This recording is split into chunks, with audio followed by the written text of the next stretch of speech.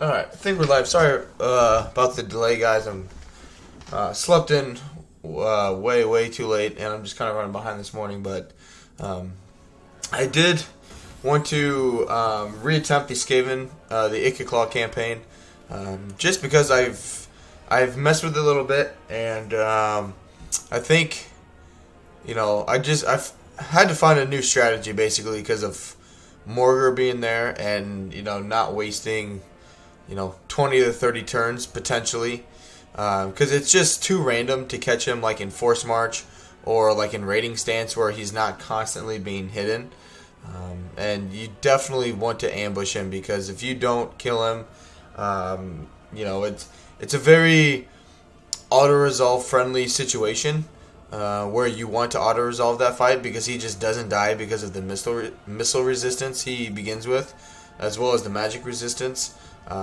But anyway, because of that, I played a few more campaigns. Hey, Cedral, welcome, man. I played a few more campaigns in my own time and tested out various strategies, and so I'll just pop in and explain the few ones that I tried, and one that I think is so far been successful. I've tried it twice now. I've gone through like turn 20 on two separate occasions, and done the same kind of strategy just to make sure it's more reliable than the other one, and so far it definitely has been. How many hours have I put in? About 700.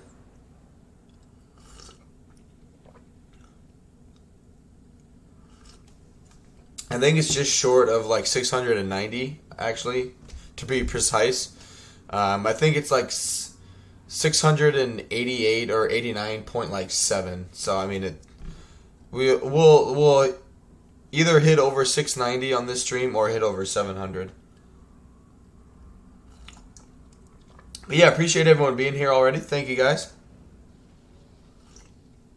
But yeah, I didn't wake up to my first alarm, and then made my first cup of coffee, was making my second, and then my coffee maker decided to not work on the second cup. So, but yeah, and then I was just trying to run around, and it's going to be like 40 degrees here today, Fahrenheit, in Alaska. Big Echo, welcome, because Yo-Yo new campaign. Yeah, definitely.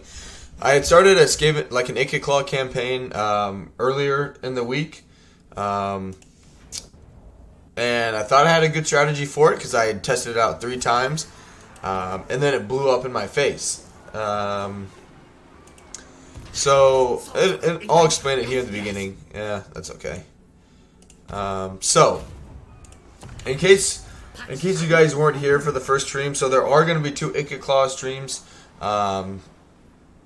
The first one is a bust. So as you guys probably know, with Skaven settlements now, level 4 Skavenblight, no, that is the thing. No level 4 Skavenblight, and I'll explain why here. So I tried. Man, my frames are really bad right now. I don't know why. Hopefully that fixed it. I'm gonna mess with it here a little bit. I'm not saying it's not possible. It's just you can definitely get tier 4, but it's not going to be very fast. So here's the problem that I ran into last time, right? In my other playthroughs, you sack to borrow still. You still sack to borrow, but then Morgar, the Shadow Gave, starts like right here, and he'll blow up these 3 settlements, right? So he'll come down here, he'll put in a blood ground at Montanez, which this is 100% a creative assembly, no like Skavenblight tier 4 on tier 2 or 3 cheese. Because they'll put in a blood ground right here. And so if you sack to borrow, and then occupy it, and then try and go resettle Skavenblight to tier 4, you can't actually occupy Skavenblight because it'll become part of the Morgar blood ground. And so if you abandon Skavenblight at any point before destroying Morgar, you actually can't occupy Skavenblight again. You just lose it. Because you have to get rid of his Herdstone, which if you go to war with him, unless you catch him, no, you can't. You can't. No. Unless you defeat Morgur, it doesn't let you take it. I've done it 6 times now. But actually what I've found, because you can... but anyway, the main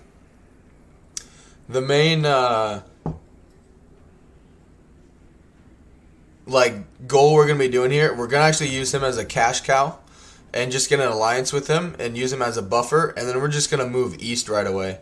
Instead of wasting time and effort trying to find him and catch him in an ambush, we're just going to leave him be because he provides a buffer from the Bretonnian forces, and it just lets us expand to the east or south instead. I mean, if you're able to get it on turn 2, I honestly would like to see it, because as of right now, I don't see how it's possible without they've changed the food mechanic. Because you'll see at the end of this turn, he'll occupy Montanus, and then this Skavenblight becomes part of his blood ground. So the only way to go to reoccupy it is to get rid of his herdstone, and it's in the early parts of the campaign. I'm finding dealing with Morgur is just not worth it. Too much of a headache.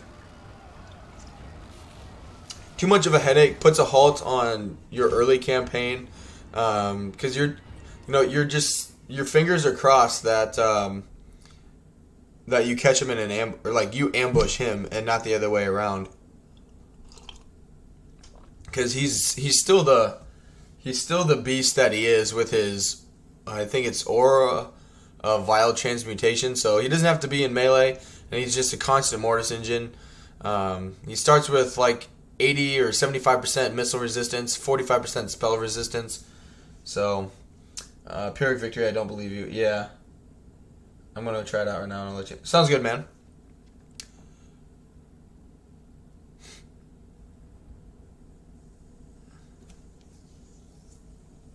I may have missed something, but come on, Ikit Claw, my favorite lord. Yeah, mine too, for sure.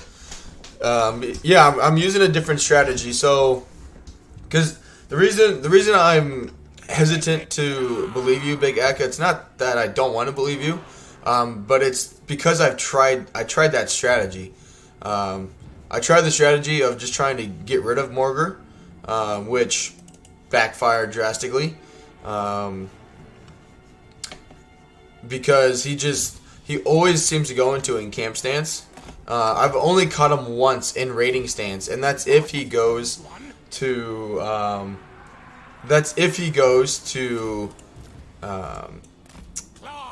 Magrida first, and then that second settlement. Or no, the other way around. He has to go to the second settlement first, and then he'll come back to Magrida in raiding stance. But I've tried this campaign 6 different times now, and he's only ever done that once. But I've done the new technique that I'm doing now for a stronger start, and it's worked every time. So that's why I'm going with that. But no, the reason I'm saying it's just better to use him as a Morgur as like a defensive ally and a cash cow, is because like if you don't catch him in an ambush early on. I mean, you guys have seen the VOD is still on the channel. I mean, it took us like 25 turns to end up dealing with him because of Morgur himself being a absolute menace. You know, like he's just so strong for, you know, tier 1 or level 1 Ikit Claw in this army. You know, like he's built against Ikit Claw. And so the other thing I thought, I was like, okay, I'll just attack Tabaro, and then, you know, I'll take Tabaro, leave, you know, abandon Skavenblight, not attack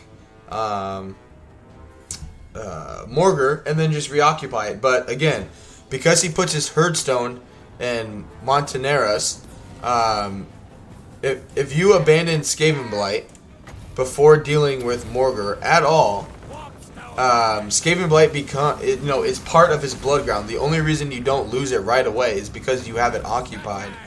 But if you abandon it without taking out Morgr, it becomes, part of his Hearthstone or his blood ground area, and you can't reoccupy it. You have, if you abandon Skavenblight, you're forcing yourself to get rid of Morgr right away. His trait for 15% missile resistance is nice, but it's not worth wasting the first 30 to 35 turns of your campaign on. If you ask me, it's not worth it, especially because he has his faction ability where he's never killed or wounded for more than one turn. So it's not that you kill him once or wound him in battle and then you don't have to deal with him for 5 turns. It's every single turn you're going to be facing him. I'm having a lot of frame issues today. Apologize about that, guys.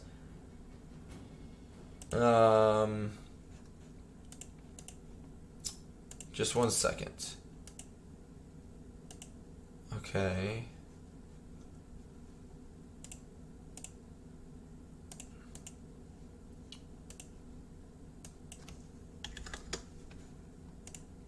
See if that helps.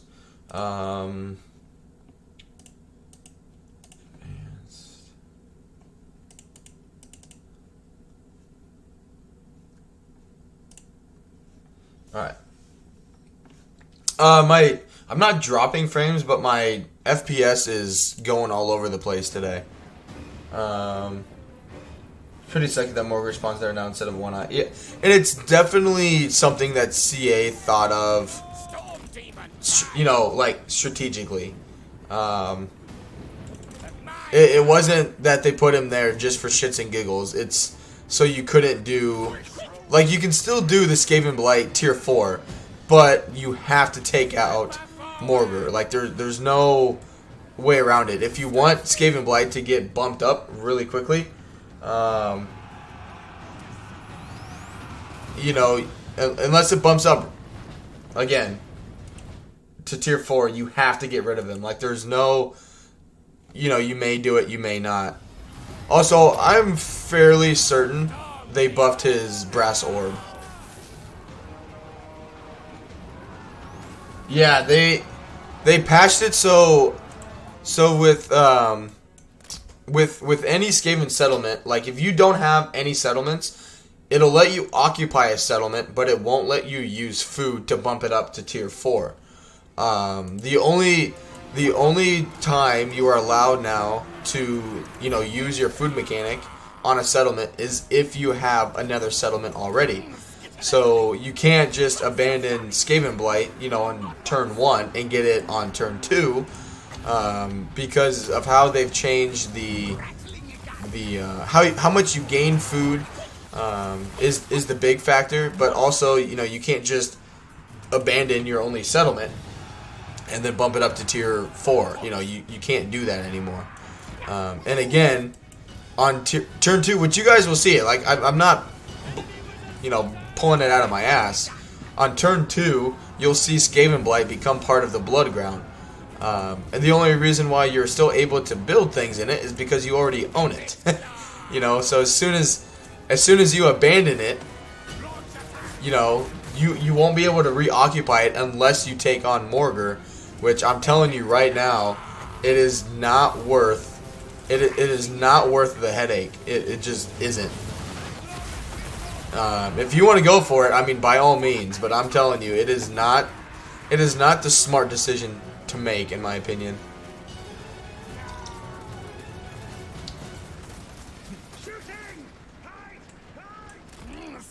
The only thing I still don't agree with Skaven is the fact that playing as Skaven corruption gives you negative public order. I still don't agree with that. I just don't. I never have. I never will. Like, it goes against everything in the game. In terms of corruption. Chaos forces don't suffer from chaos corruption. Vampire counts. All that stuff. It just does not make sense. Especially because they've messed with it where it, which I don't know if in Warhammer 2, I guess never really looked, if it dealt with food or not. It's more the fact that, in my opinion, they're making Tier 4 Skavenblight on turn 5. How? Did you destroy Morgar?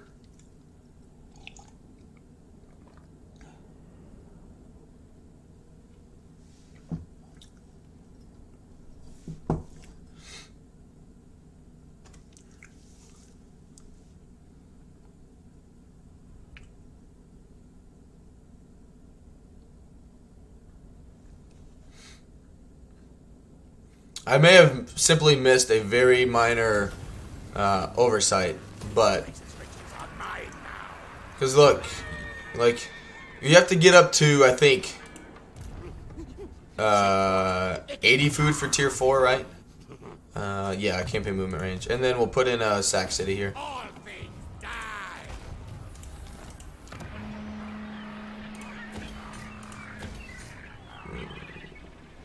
No. That actually isn't too bad. Alright. But he took Bill Bali this time. See, I've never, ever had him go to... Never had him go to Bill Bali. Like, I'm not kidding. This is the 8th time now I've played as Ikit Claw. In my experience, he always goes to Montanus. Which, if he doesn't, then... if he doesn't blow this up and put in a Hearthstone right away, then we'll go for it. But I'm going to assume that he doesn't do that. So I'm spending the money now and upgrading Skavenblight as is. Yeah, I've never seen him go to Bill Bali. Ever. I've never seen him do it. But yeah, so essentially, we'll just see over the intern. You'll see what I mean. You'll see what I mean. If he goes to Montanus, you'll see what I'm talking about. So even if we had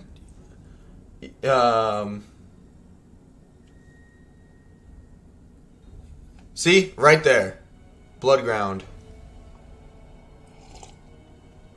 He may have put it somewhere else then.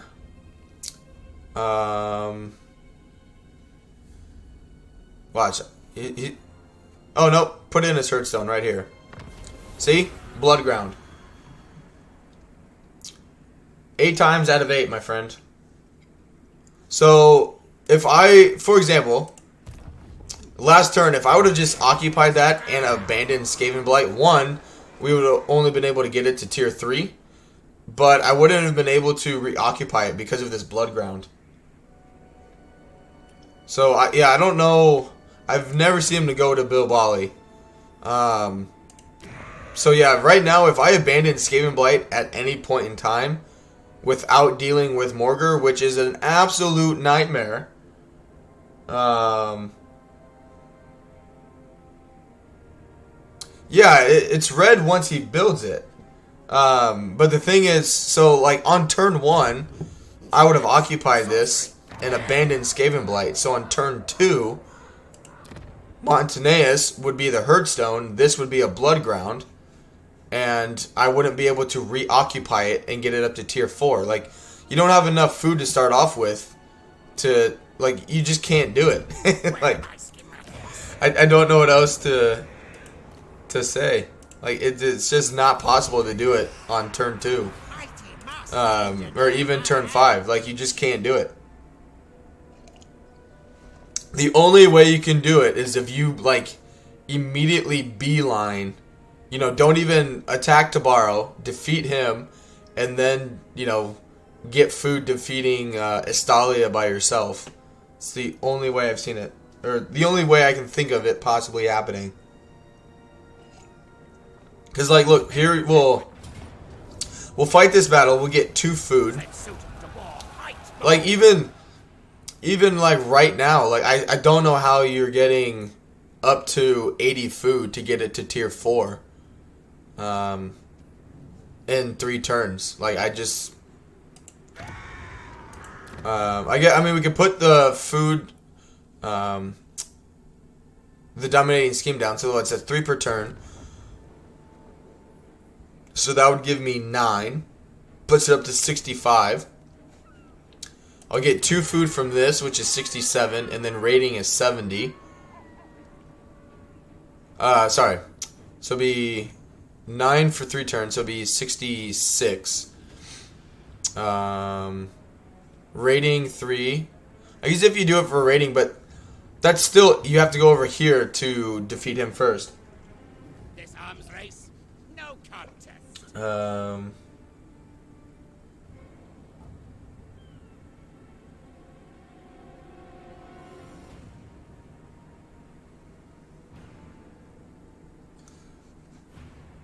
Here, I'll show you guys what I mean.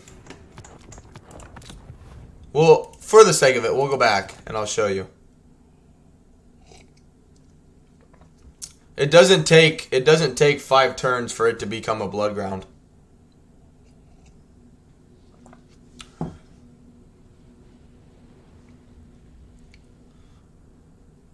Like, once a Hearthstone gets put in, like, maybe I'm missing it, and maybe they changed that with Hearthstones.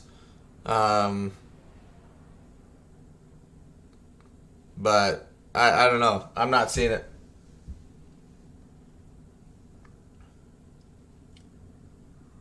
Like, I've never seen him take Bilbali first. I've never seen him go there. Ever.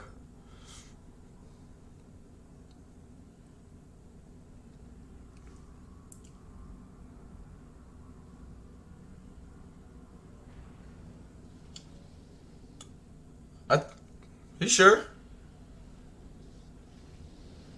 Because I always thought it was as soon as you, from playing Beastman, you put in a Hearthstone, you go and blow up that settlement. That settlement is immediately you can't occupy that again until you blow up the Hearthstone. No, I don't think you're trying to be mean either. Big Baka, no, you're good. So here for the, I'm actually genuinely curious about it. Because, like, I won't try and put it up to tier 4. Because I think what I'm trying to say is we should be able to do it here on turn 2. Not going to be able to put a shut up to tier 4, just because of my food here. But it's just to show that I'm assuming he's going to go here again. And I won't be able to occupy this. Because it's already a blood ground. Like, as soon as you put in a Hearthstone, the areas that become a blood ground, like, you can't occupy them unless you get rid of the Hearthstone.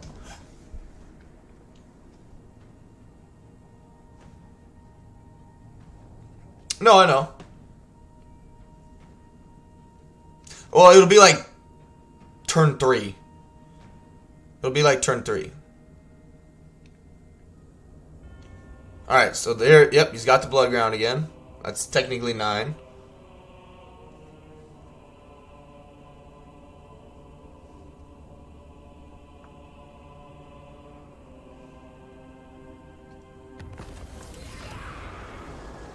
Alright. Alright, let's now abandon you. Good. Alright, so we've taken Tabaro. He's put in the blood ground. Jaden Lewis, I have big news. Hey, Jaden, welcome to the stream.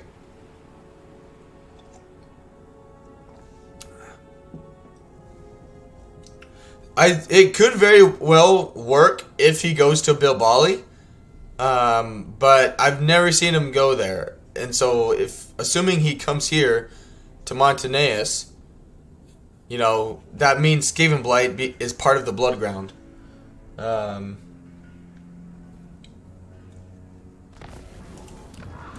So here, I know it doesn't show it. Engineer of Scryer. Did it just bug out? I swear to God, it didn't let me do this yesterday. Good scheme. Now I look like the douchebag.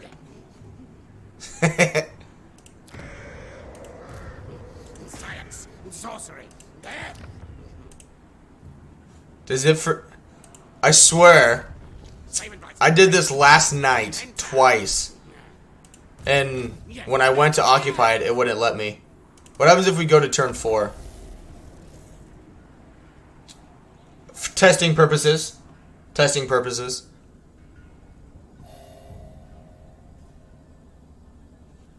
Because Skavenblight didn't move, so why is it suddenly not in the Bloodground? Unless they changed that about Hearthstones.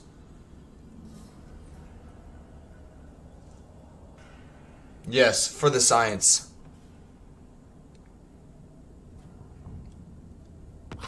Optics enhanced. Ikit claw.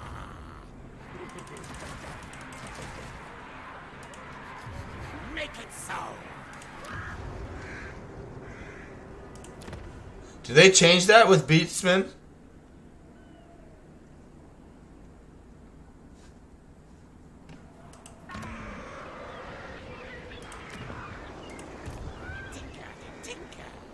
Seeing how long it takes.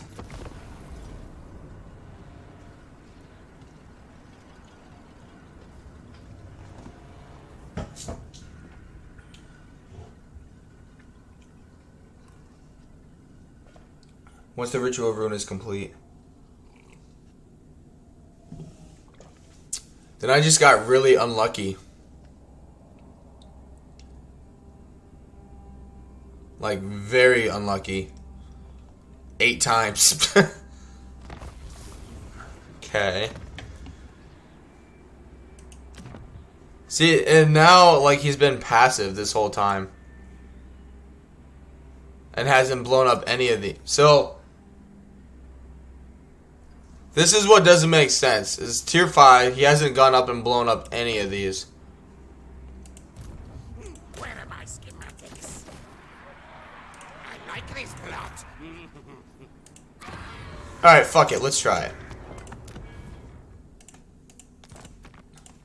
We'll try it. Like, I think it was, oh, game might crash on me.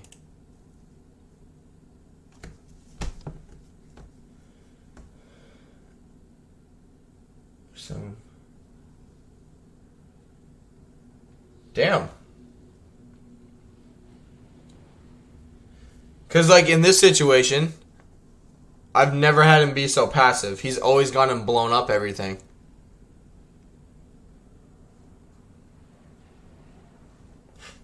Hey, free water. Oh, you're good. It didn't crash, luckily. It's still going. We're doing some things in the name of science today.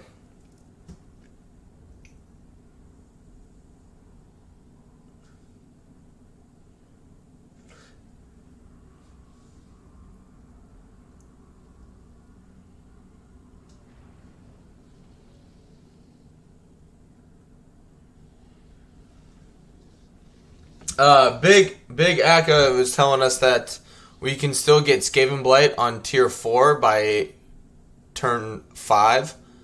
And I had tested it out and never had the chance to have that happen. Which we'll see if it happens now. It's... Alright. So yeah, put that to food. That needs food. We do need research.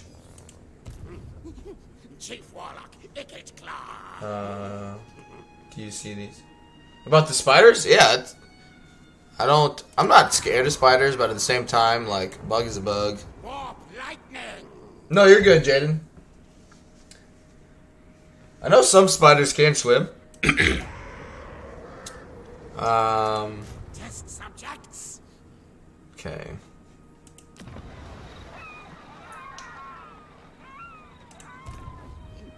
Alright, we'll be able to raid with Ikit next turn. Let's move on.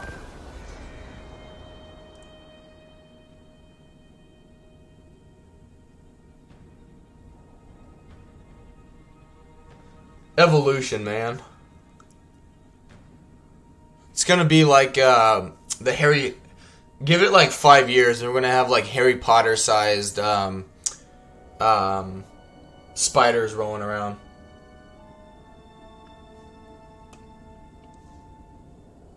Ah, fuck! I fucked up. I fucked up. I need to recruit a lord right there. Sorry. Sorry, guys. I know you like. I know you guys love loading screens. I'm sorry. I fucked up. I want that extra lord to generate more food. I wonder how reliable it is, though. Because, like, if Morgar is passive like he just was, then, yeah, I could definitely see you being able to go to tier 5. And then just using him as still like a cash cow kind of thing and moving east.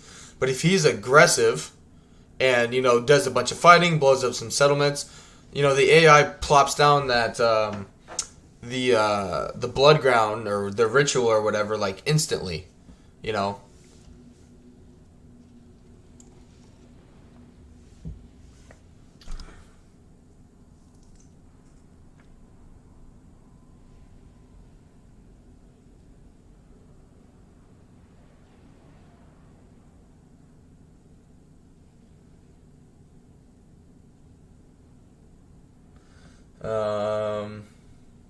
It's enough you can recruit him on turn 4, but if you get him turn 1 and raid for 3 turns, you'll have food and mass then. Okay, sounds good. I think, you know, I think it'd be better, excuse me, to do it on turn 1. Just, you know, because the longer you wait, the more opportunity you're giving Morgar to, you know, do more battles, do more fighting, and potentially put down the ritual faster.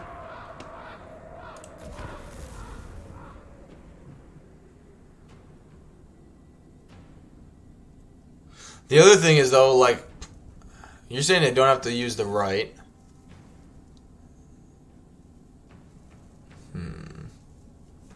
Because the other thing is money. Like, that was one thing that was really good in Warhammer 2 is you'd gain so much money and food from sacking that once you did abandon Skavenblight, you had the money to actually build the things you needed. But they've also adjusted the cost of buildings. I think they've done that, like, game-wide. Alright. Now, switch you over.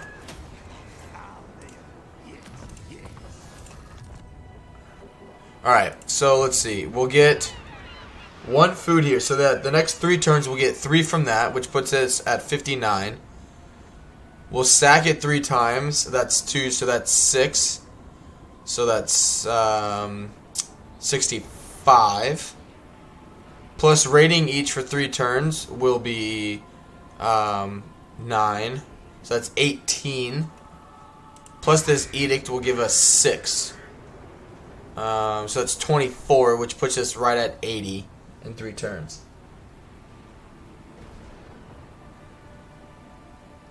Almost 69 food, yeah.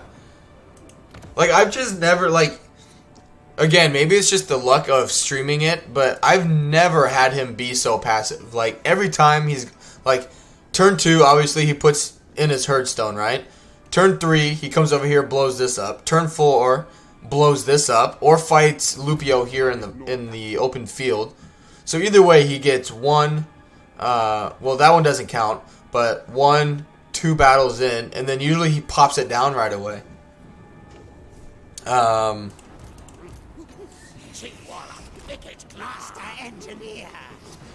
Alright, so he's getting me, should be getting me 3 food. Yep, okay, good. Let's actually destroy that, because we'll be occupying it fairly early on. Good, we got our tech going. I'm gonna save it here, just for science purposes, because I want to try and do it without spending the 3 grand, basically. Plus, like, we'll be wasting all of the other bonuses because we're gonna be getting rid of the growth and the control because we're not gonna be utilizing it, basically. Alright. Gotta jump in and fight this one, though. Like, I've just never seen him... Like, he doesn't go much further than that, though. You know, he'll blow up the Montaneras, he'll blow up Magrita and that other, like, southwestern settlement, and then he just hangs out. He doesn't do anything. It's literally just been enough to be able to put down the ritual. Then you know, you can't do the Skavenblight stuff. But I guess overall, at the end of the day, don't go for Morgr. Like, don't, if you want, you know, Skavenblight to, you know, beat tier 4, hopefully by turn 5, which if it is, I will make a video about it. Make a little, like, guide for it, and give you a, yeah, I mean, I hope it works. I just hope he doesn't go, you know, full steroid Morgr like he has been and ruin it. But, like, going to attack him, like, I think it's just, like, it's a trap, basically. It's only a trap in the sense that because it was the strategy in Warhammer 2 for so long, right? To sack Tabaro, to get to Magrita, and use, you know, various areas for sack cities. You know, not to go into Bretonia right away sometimes, but, you know, just to kind of, like, mess with people. And that was the strategy for so long. And so, you know, just out of habit, people are prone to move west. But then they put Morgr there, and they're like, you know, people, like, kind of like what I did, you know, people just fall into the trap of that.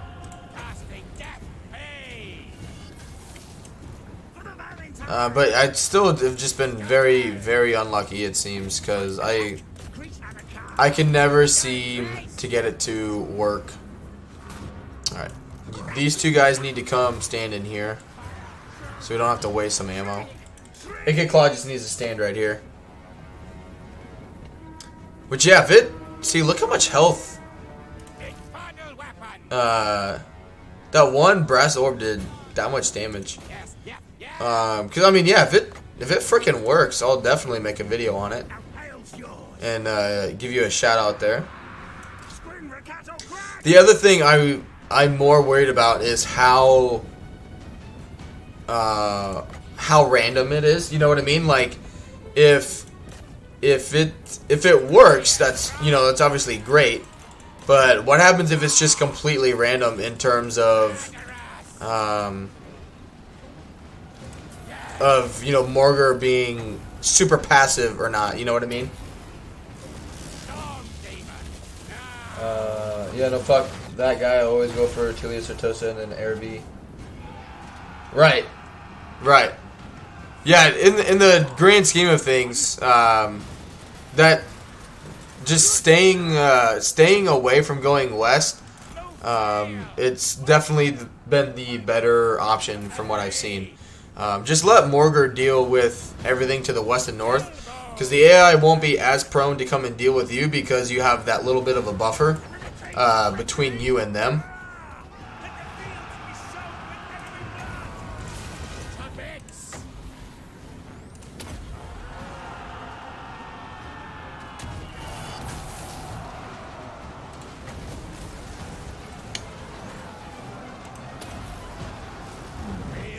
I mean, I know he's been in fighting, but most of that damage up to that cast was the brass orb.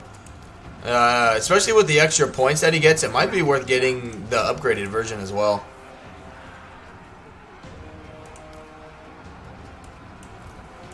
Alright, good. He's in the fight, which means he'll get some experience. But yeah, I do appreciate everyone being here so early this morning. I do apologize about being late and being gone. I'm hoping, you know, fingers crossed that the hotfix that it's supposed to come out soon for the sieges doesn't affect the campaign. That is what I'm worried about because, you know, Skaven is one of the few races in the game, even though they got rid of the catapult in your tier 3 walls, even though they got rid of the catapult, Warp Bomb's still really good. I feel like you can still do a lot of things with the garrison. Hey, Lily.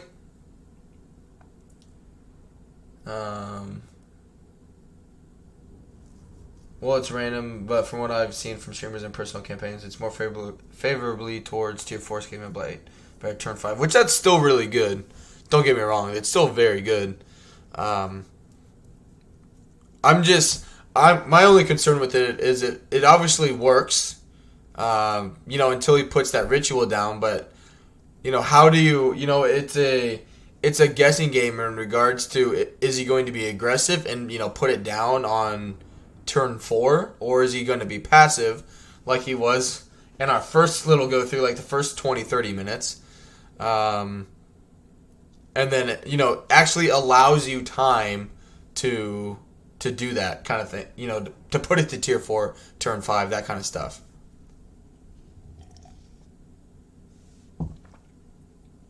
So, because, yeah, dealing with Morgar, it's just a, you know, and that's what when I've talked about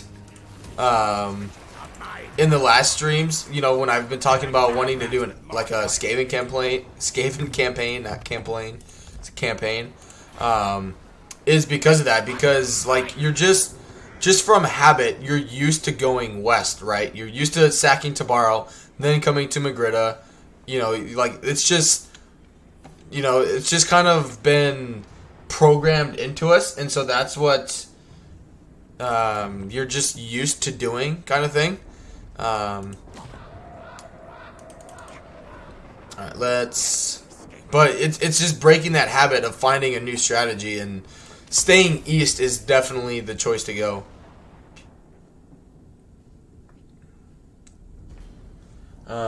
Yeah, I can't, but I'd say it's 70 to 80% safe. Yeah, that's kind of, which so far, you know, I've struck out each time. So I may just be getting the shit end of it. But yeah, it's definitely possible. I can see what you mean. For me personally, I think, like, especially because, like, Miragliano is better, in my opinion, than Skavenblight early on because of the pasture. Plus, you get the early jump on Sartosa, who seems to go on steroids. I refuse. See? He didn't go blow up that settlement either. It's so very, very random. Very random. Alright. So, fun fact. I've fought this manually before and auto-resolved it in my own testing. At this point, it doesn't matter if you auto it or manually fight it. You'll still only get 630 experience.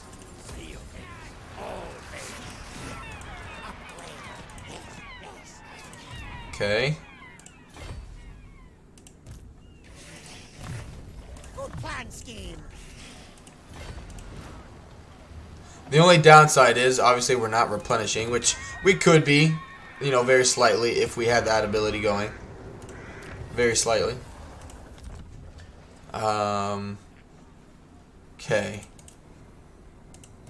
So, alright, next turn we'll get 6 food. I'm thinking we might be able to do it next turn. On tier 4. No, because this is generating it. So yeah, it's got to be tier 5. Because if we get rid of this now, we'll lose 4 food. We're at 67. So this will bring it up to 70. This is 73. 74 from the battle is only 76. So yeah, we can't do it yet. To get rid. Ooh, that's a good point. Master engineer. There we go. And we'll still get our food from it. Yeah, that's fine. Alright, so next turn though, we'll get rid of Skavenblight. And see if we get lucky.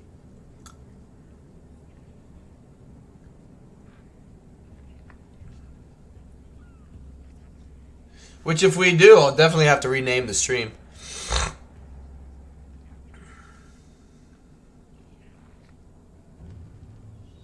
Which I do appreciate you bringing this to light, Big Egg. I just, in the many attempts of trying to figure out a new Ikit Claw strategy, this just was not one of them. Alright, so obviously we're going to lose out on the money from these two buildings. But that's okay. Because we'll abandon it. Are you kidding me? Alright, well, we gotta fight that one manually. Because we'll get 2 food here, which is 79. From raiding, we'll be over 80. So yeah, we gotta abandon it this turn.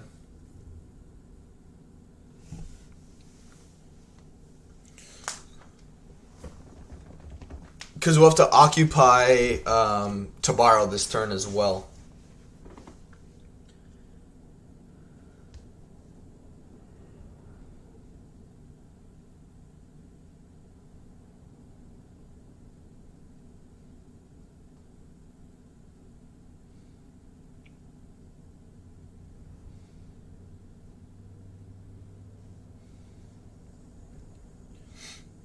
Hopefully, Morgar doesn't get any extra battles. Because how much... Do you guys remember from playing as Beastman how much it takes to put down the ritual? Isn't it, like... I can't think of... I can't remember the resource they get.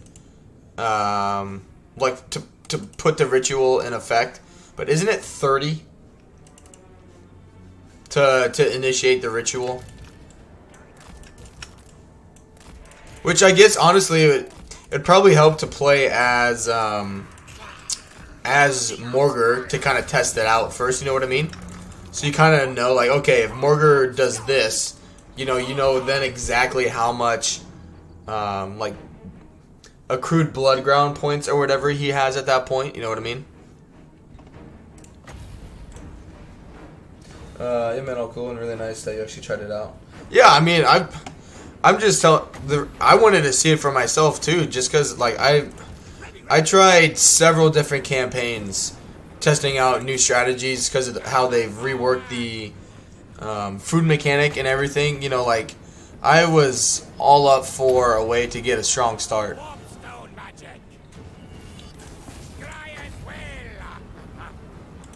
See, look at that.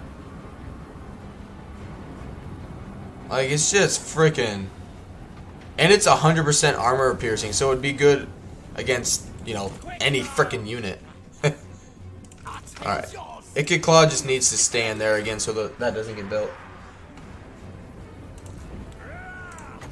But yeah, if it ends up working, I'll make a video today after work and release it.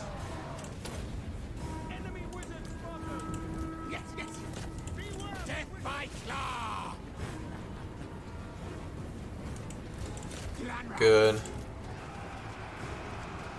Right, we can just triple speed it.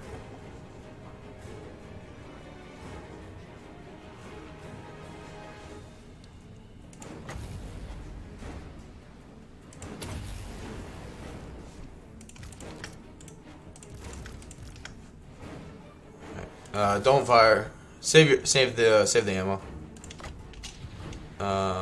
Yep, put it in the back of him. Alright, let's see right here. What are we at? 80, it was 8,000. Like, they have definitely had to buff that. We just did 7,000 damage. with the brass orb. Like, that's definitely a buff.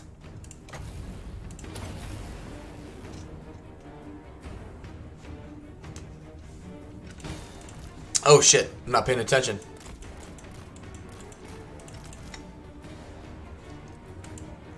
Oh, that's why. He's got a free freaking line of sight. Yeah, holy shit. Wasn't paying attention. Alright, you guys can scoot up. Ikit claw. Good. Wheel for win. Move, run. Which, you know what's funny? If you guys read the patch notes, right? So they increase certain spell times. You know, like casting times and whatnot. But some spells it doesn't affect because the AI doesn't have time to react to it. So I don't think they... I don't think it's a matter of the AI reacts faster. You know, like they didn't increase the time the AI is able to react. They just they increased the spell time for the AI to then realize what's going on. So the reason why they buffed like the Pit of Shades, right, is like 6 seconds to cast instead of 5. Same with like Infernal Gateway, is because it takes the AI like 3 seconds to realize what's going on, and then it gives them the extra 3 seconds to then move out of the way. It's not that the AI is being smarter moving out of the way. It's that they've been given more time not to be an idiot. So, but, you know, how they phrased it, they're like, oh yeah, the AI is, you know, we've increased the AI reaction time, you know, whatever, to spells. And it's not that they've made the AI smarter, it's that they've made the spells weaker. Because they increased the... Because what, they increased the time it takes to cast it, and then also reduced the upgraded version of the damage. So it's like, hey, even if they're like, see, it's like even if you are able to catch them in one of your spells and you overcast it, because you did a good job of, you know, messing with them or catching them in a really tight situation where an overcast was a good idea, we're still gonna, you know, nerf it for you. Which for me anyway, it just justifies not to overcast things as often. Alright. So yeah, we need one more food, which means we need to occupy Tabarro this turn. Yep, it's fine. Alright. So he's still raiding. Just come over here. So we should be over 80 food next turn. Should. And let's just cross... Yeah, this is getting pretty deadly for him to deal with. Like, I'm still playing on very hard difficulty. Haven't changed a thing.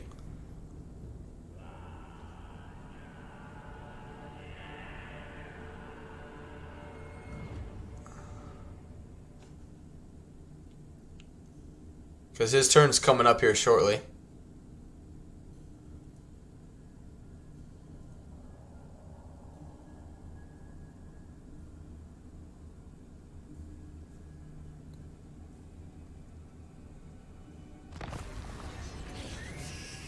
$87.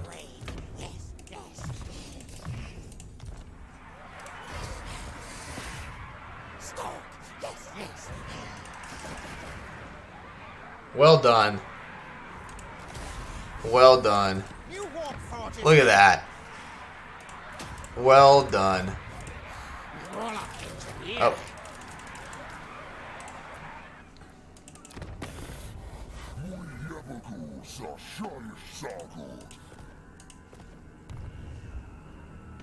Well done. Alright. Let's give him some troops. Well, yeah, we need this back. But yeah, they've reduced the cost of several buildings, which is nice. Like, very, very nice. Yep, that would be good. We need that for... The only downside is here goes all of my money.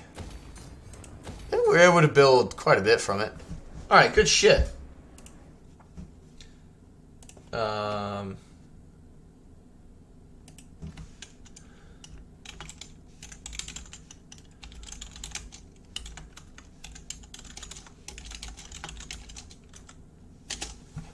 Gotta rename the stream on that one.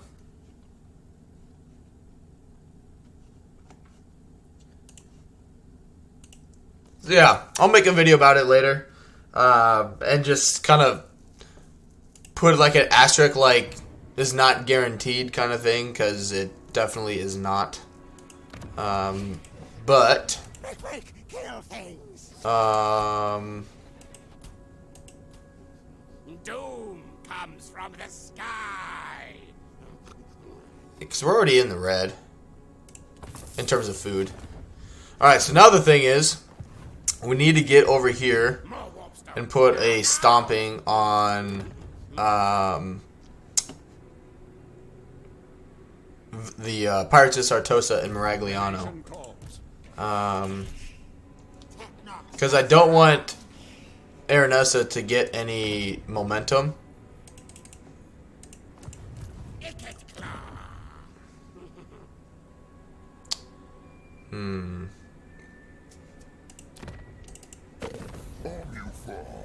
We should be able to get a non-aggression pack here. A non-aggression in a few turns. Should be able to. See, destroying the personally sandbox experience for people by nerfing everything people like. Yeah. Like, and that's... Like, it's weird in my position because, like, I have never been, like, a giant exploiter. Like, I did the knowledgeable cheese. Or not cheese necessarily, but just the trait farming. Like, I trait farm. That's about as bad as I ever went. Never even used the entrepreneur trait for high elves. Never got into that, really. Didn't do the Eltharian infinite money exploit. Never used the backspace exploit. The movement bug, none of that. Like, I just never... it never intrigued me to use it. Just out of personal preference, I guess. And so I didn't. And so the fact that they've been taking a lot of that stuff away, it doesn't really affect my gameplay. But at the same time, like, it was definitely unnecessary. Like, I get where people are coming from. Like, yeah, that's very annoying. But for me personally, it doesn't affect me too much. Alright, what do I want to do? Of course they built walls there. Because I need a punching bag for a little bit.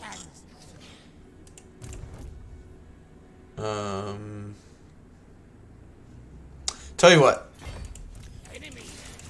Have Ikit Claw recruit. And then we'll jump over here next turn. And attack Riff Raffa. And let's move on.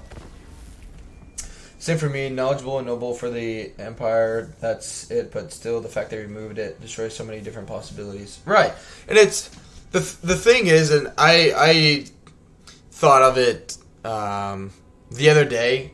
I was watching Legends stream when they were talking about it, and at the end of the day, like, I think Creative Assembly has to realize, like with the Siege rework, right? Like, if you want to take, exploiting and a cheese away or whatever, like, people will find a new way. You know what I mean? Like, just because you get rid of one doesn't mean that it's completely gone from the game. Like, that's just not how it's going to work. You know what I mean? Like for me, again, I don't really care too much about exploiting to extremes. It's not a big deal for me. I could pretty much care less. It just doesn't affect me. But the people that really enjoy using it in their campaigns, and doing those exploits, doing all that kind of stuff, like, they're not gonna stop playing the way they want to play, right? Just the same way, like, I don't really use those types of things. You know, those types of players are not going to stop doing that stuff just because you take one thing away. They'll find other avenues to do the same thing, you know, more or less. I want to save money and get walls because they're just a necessity. Because the Skavenblight garrison is shit. So save the money, get the walls, and let's move on. Because, yeah, we definitely need to fix our food. You know, like, it just...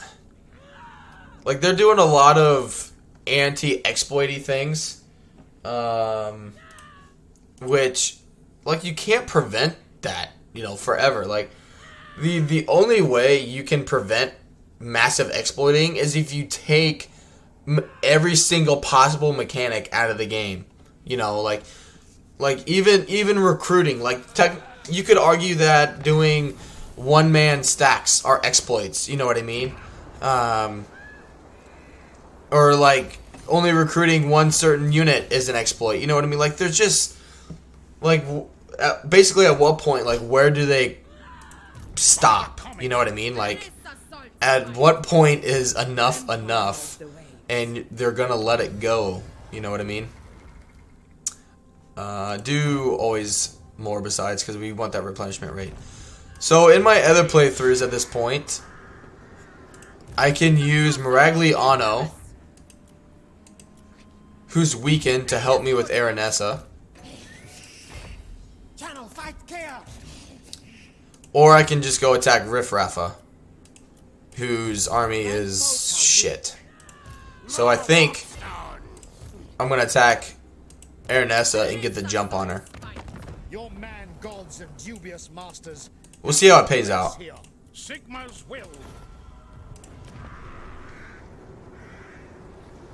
Yep, that's good.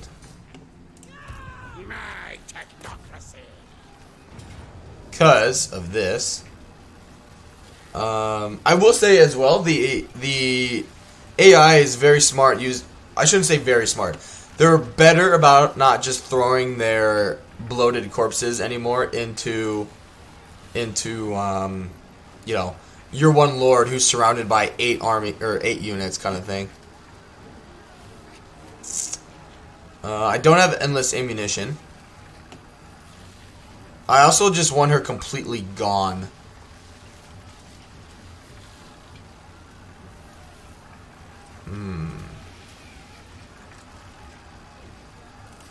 So yeah, we're doing that.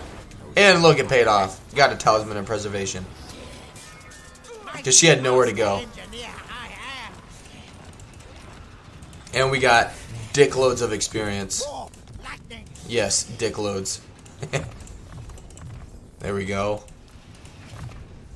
Really fucks me up is they're trying to force us to play the way they want. Like, why patch stuff people enjoy that literally doesn't affect anyone?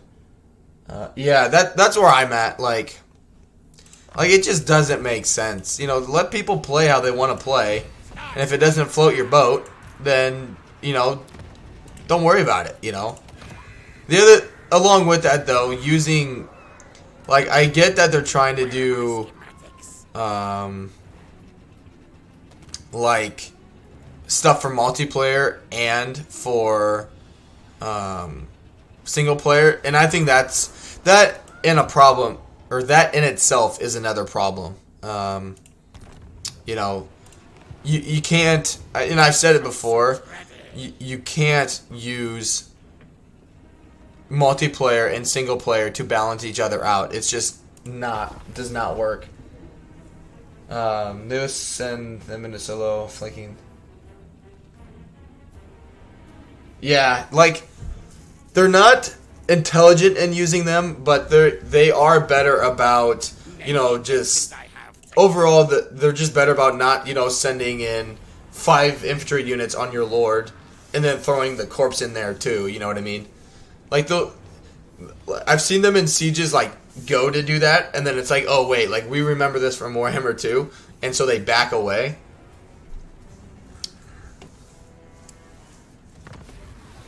A quest has been issued, nope. mighty lord. A great adventure beckons. Alright, well, we're getting, you know, some food back.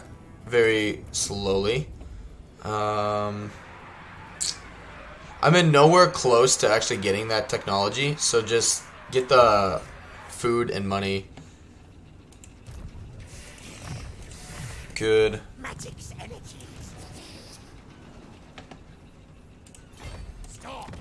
Because, yeah, the fact that they put that there is a bit of a problem. No. Problem here is it's a fucking regular siege. Let's... We'll attack it. We'll be fine, though. Set suit to war. Fight. Because I am going to... There we go. And mad. Warlock master. I can't. Two wheels come. They should sally out and attack me.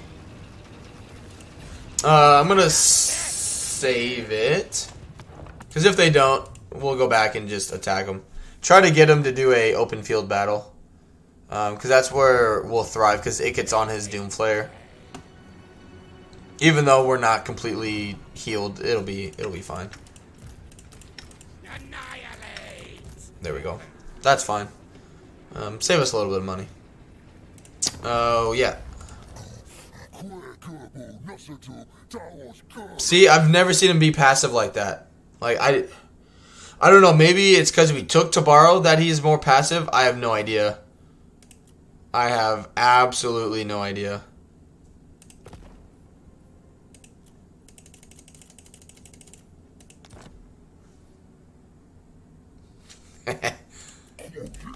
And the money begins. Thanks, dude. You're awesome. Alright, we can get a sorcerer. Which, whatever. Traits aren't that big of a deal anymore for Skaven. Since they got rid of two of the ones that were most important to them.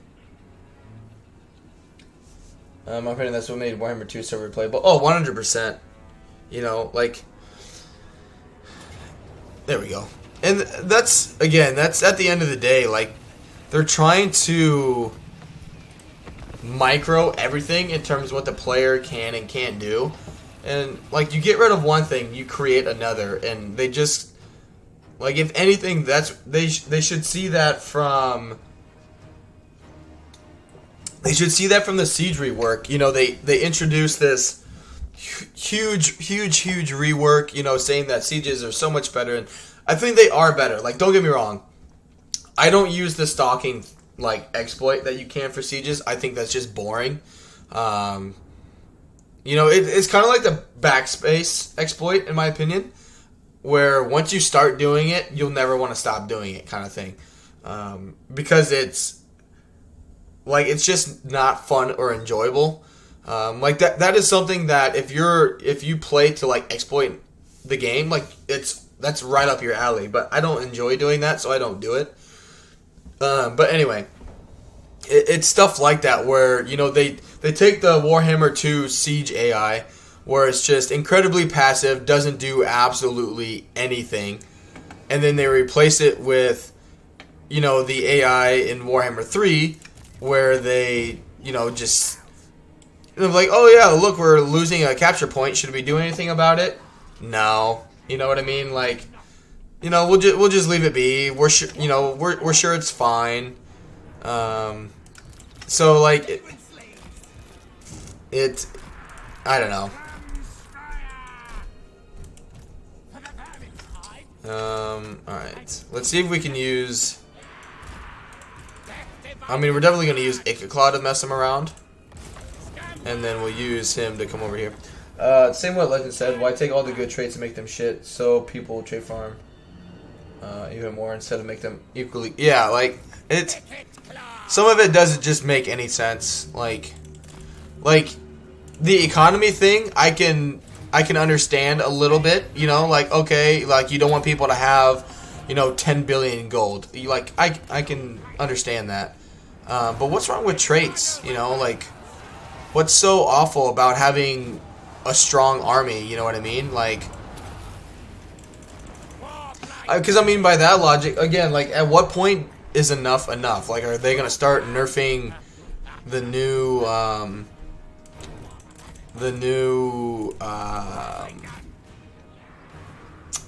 like, legendary lord traits, you know, abilities that they get, kind of thing, you know, like what's to prevent them down the road from nerfing those things is what I'm worried about.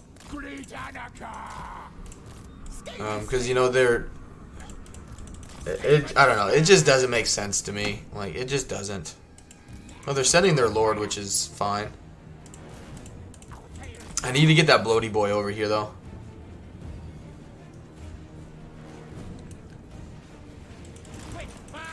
But, you know, the changes they made to the sieges, at least the AI is a little competent, assuming you're not doing the stalking. You know, like, the AI actually, they build, you know, towers, they build defenses, they actually respond to you, they're not just super passive. Like, I would still take the Warhammer 3 AI, the Siege AI, versus the Warhammer 2 one that just sits there and does absolutely nothing. So, like, you know, it's kind of like dealer's choice. Like, do you want the AI to actually do stuff and move around, you know, assuming that you're not going to exploit it? Or do you just, alright, just blow it up. He's going to come in here. It's too close at this point. So, yeah, a lot of it is personal preference, you know. But at the end of the day, like, everyone's going to do what they want anyway. So if you exploit, you're going to find ways to exploit the game. If you don't, you know, you're not going to care. You know, like, it won't matter to you. Because, you know, depending on how you play, I mean, that's obviously going to affect, you know, how you approach the game anyway, you know what I mean? So you're either going to be looking for new ways to exploit the game, or just play it to play it, you know, it just depends. But the fact that, you know, you're right, you know, the fact that they're just shoving one play style down everyone, or attempting to throw the play style down everyone's throats, is not the way to go either.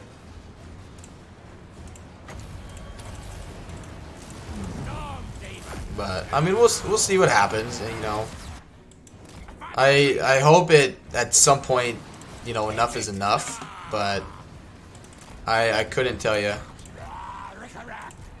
Quick mode. Bringing doom. Ready. Retreat. Pop in there. Just get them to stop firing. Props to that, but I personally, yeah, like, honestly, keep the intelligent, like, the more intelligent Warhammer 3 AI, and just make minor city battles, like sieges, be if they've put in tier 3 walls. You know what I mean? Like, don't make the player fight a siege every single time. Only have that if they've actually, you know, built the walls, or else have it like in Warhammer 2 where they had the open map. You know what I mean? All right, we gotta put a stop to you. How are that handguns? Okay.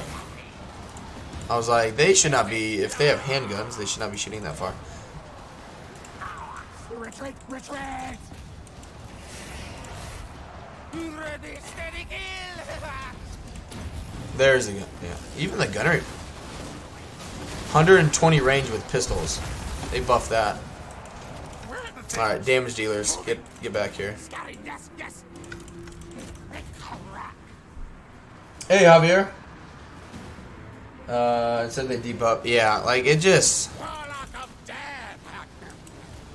There's a lot of things for me that don't quite make sense. Like, and I've tried to be optimistic. I really have.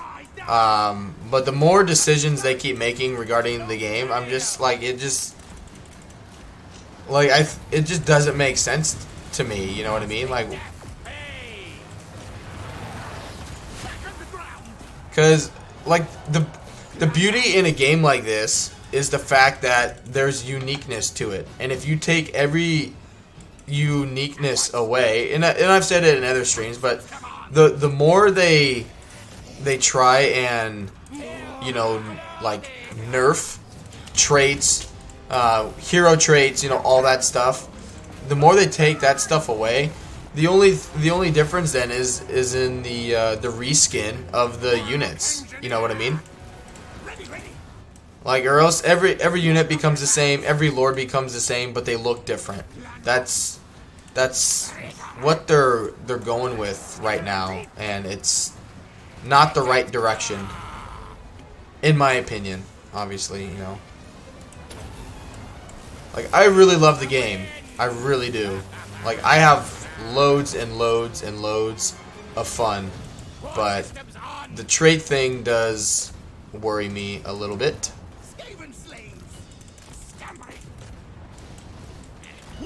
Alright, get out of there. I don't know why you decided to go into melee. Not the cleanest fight by any means.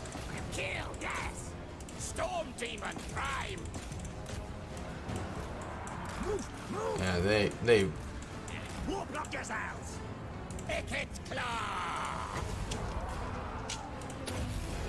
because we still gotta deal with their lord somehow.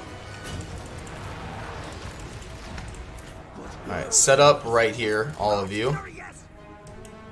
Like, these guys just don't fucking disintegrate, and it's annoying.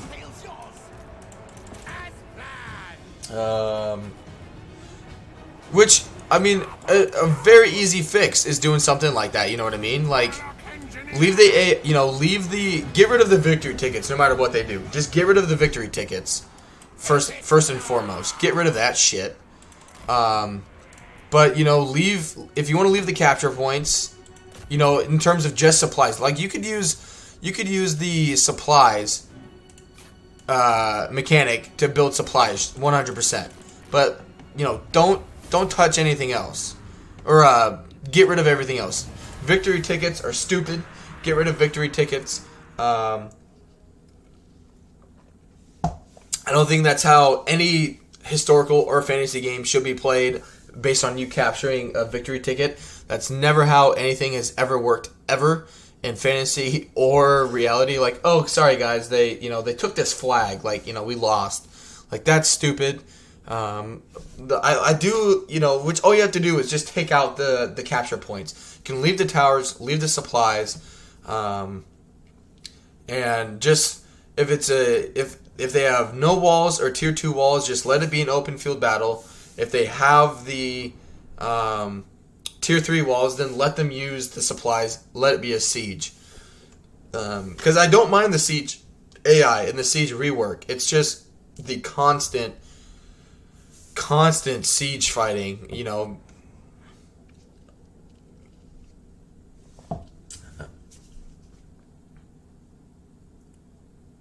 And, like, I use mods in Warhammer 2. Not a lot. I use, like, the one button respec and what other one did I use? I think that was it, really. But I don't want to have to use a bunch of mods, you know, because I need the replenishment. You know what I mean? Like, you shouldn't have to use a bunch of mods to fix the game just because they're being stubborn, you know. Which I will say, in terms of hey Brady, welcome to the stream. My infernal armory interest.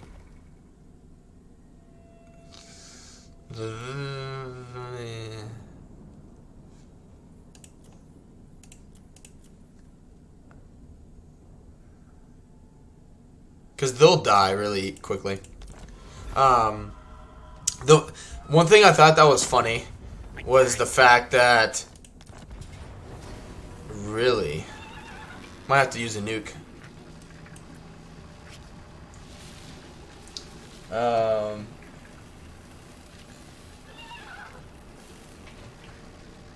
Yeah, the fact that it's a beta is bullshit. Because again, it's not the fact that it's a beta. You know what I mean? Like, I could care less that they are giving it that term. It's how they're using it. Like, I get some people are more upset, but I also have to keep in mind that Warhammer 2, you know, a lot of people are still comparing it to Warhammer 2. Like, Warhammer 2 is so much better. It's like, okay, like, take a step back, realize that Warhammer 2 has 5 years of development, you know, patches, DLCs, FLCs, all that good stuff. This game is less than a year old. You know what I mean? But the issues it has, a lot of the issues it has are inexcusable. Like, defeat traits not properly applying. Like, Kairos' 5 winds of magic increased to, like, the +5 increased to winds of magic capacity. I believe Bellicor has the same kind of trait. Stuff like that doesn't work. That's not okay. You know, like that needs to be addressed immediately. It should never have been a problem to begin with. And I know there are other issues like that, but stuff that is in the game that should have never been in the game to begin with, that's where it's a little, like, come on, you know what I mean? Like, that's unacceptable for this kind of game.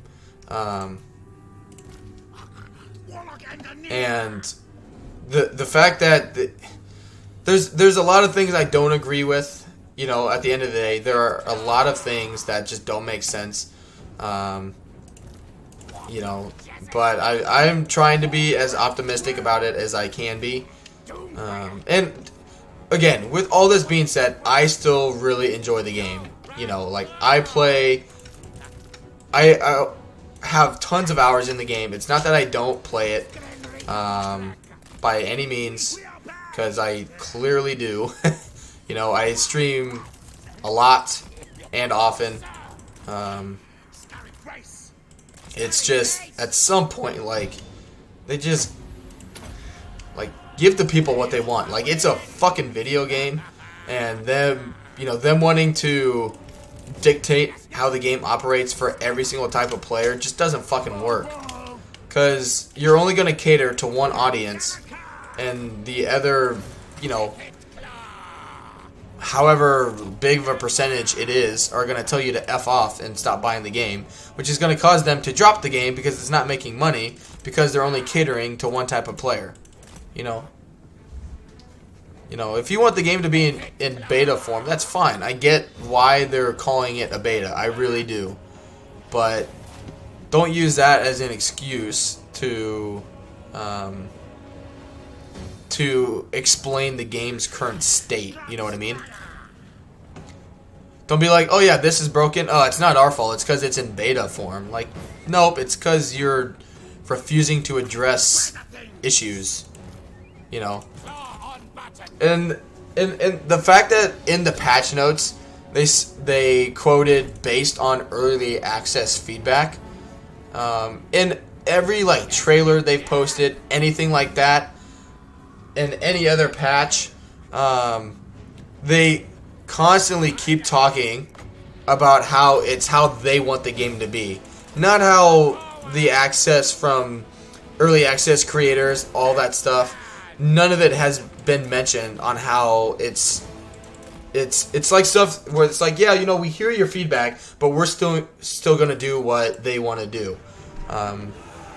You know, like, it's like you can't have it both ways. You can't be asking for feedback and then in the patch notes saying, yeah, based on feedback, you know, we've heard your concerns, but we're gonna do this anyway. Like, that doesn't make sense, you know.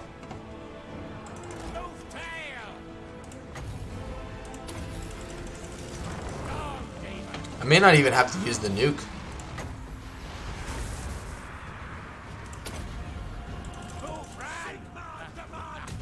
They're making the game easier to get the public in. Yeah.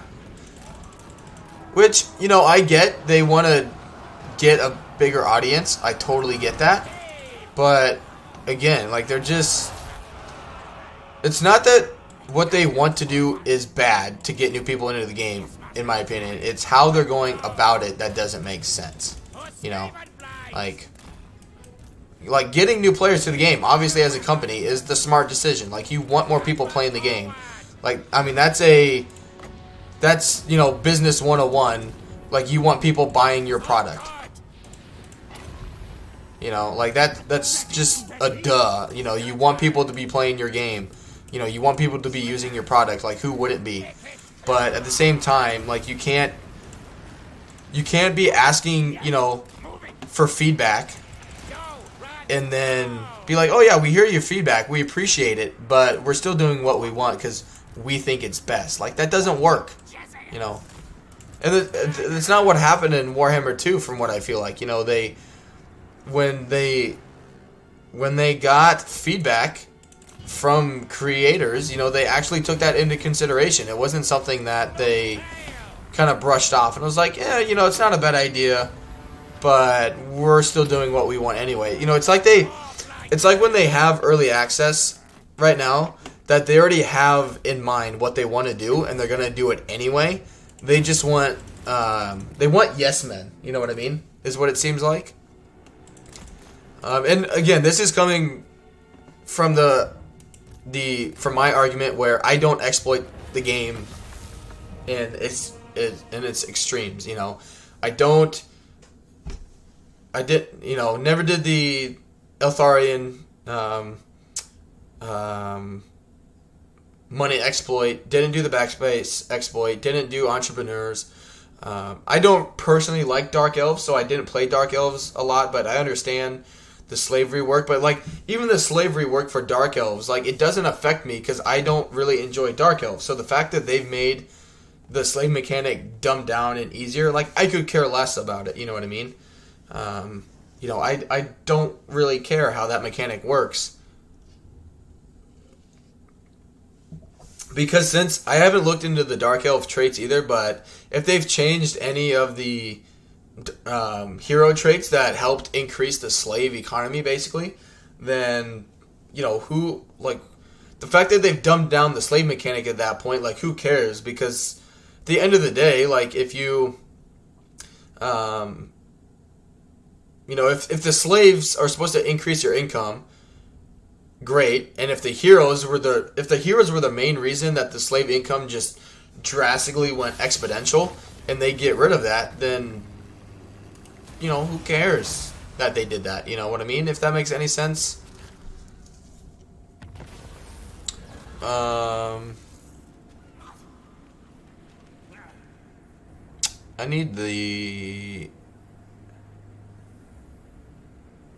I want the money. Like, that trait would be nice, but I need money more than anything right now. But that was really good. We gained 13 food over that end turn.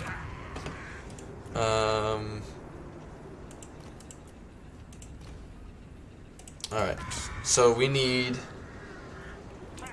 yep, that'd be great. Get you, and then... I mean, yeah, there goes our money. Warlock, master of Scryer. Good, make you cheaper.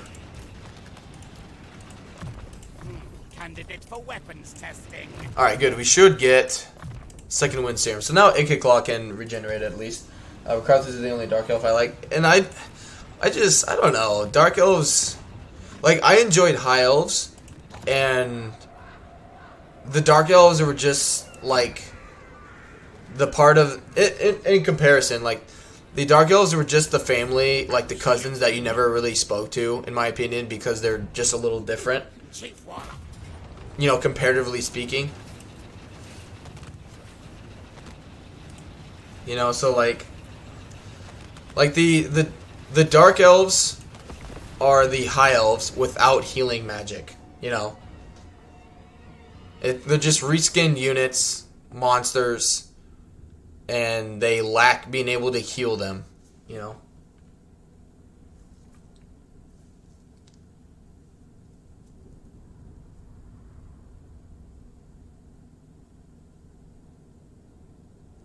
And their lords, in my opinion, are just, like, their legendary lords are just meh. Like, I do like Lokir of Felhearts because they gave him a pretty good buff in Warhammer 2, and they kept that.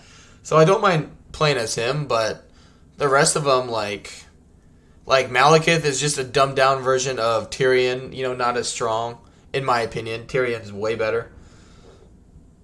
He's still good for sure as a legendary lord, but you know, comparing the two, like it's just not as good as Tyrion.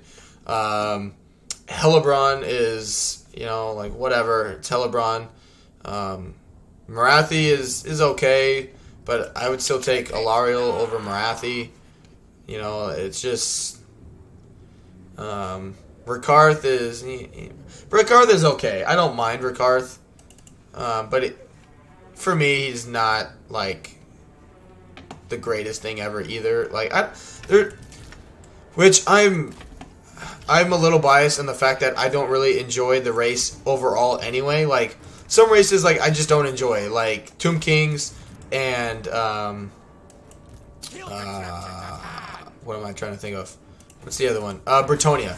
Like those are races in the game that I just don't enjoy just because of how they play, not because they're technically a weak race. You know, it's not that they're, you know, quote unquote bad. It's just I personally don't enjoy how those playstyles play. Because like for example, like I don't really enjoy how Scarbrand's faction plays, just going around blowing stuff up. Like I think that gets repetitive and boring fairly quickly. But I really enjoy the actual battles. I enjoy how strong you can get, that kind of stuff. So it kind of evens out where the mechanics I find are kind of boring with how his faction plays, but the battles themselves make up for it for me. So I'm like, okay, like I can get behind that. You know, like I enjoy that aspect of it. Everyone has their styles. I like the Tomb Kings, but also dislike Bretonia. Yeah, like, and it's, again, it's not that they're weak. It's just I don't enjoy how those factions play, so I don't play them. You know, because of that. You know, it's just never been something that I look forward to. I mean, it took me a long time to enjoy vampire accounts. You know, it took me a long time to enjoy vampire accounts. It's just a faction that, because mainly for me, right? Like I don't want, like I never enjoyed skelly spamming, like, and you don't have to do that in Warhammer 3 because of how they've changed the vampire accounts. Like a lot of different armies are affordable. You know, various units got buffs. Like Blackguard have magical attack now, so there are several things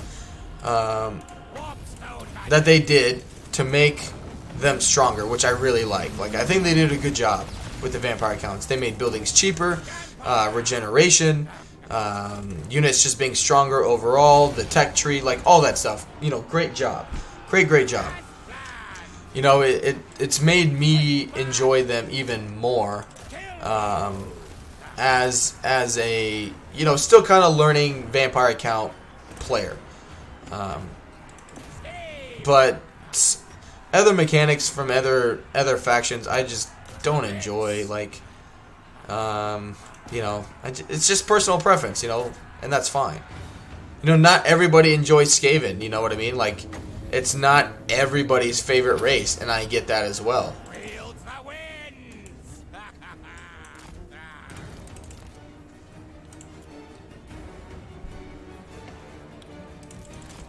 Alright, what are we...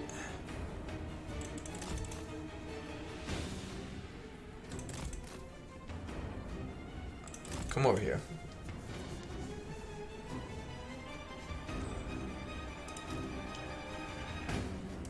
Oh. There we go.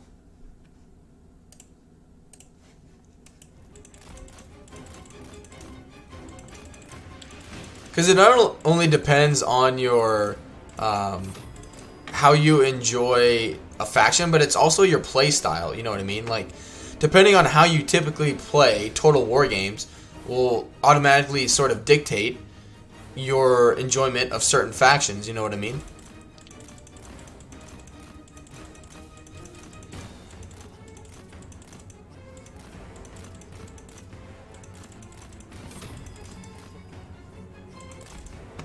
What's up, dude? Tell you what, bring him over here, and now you come up here.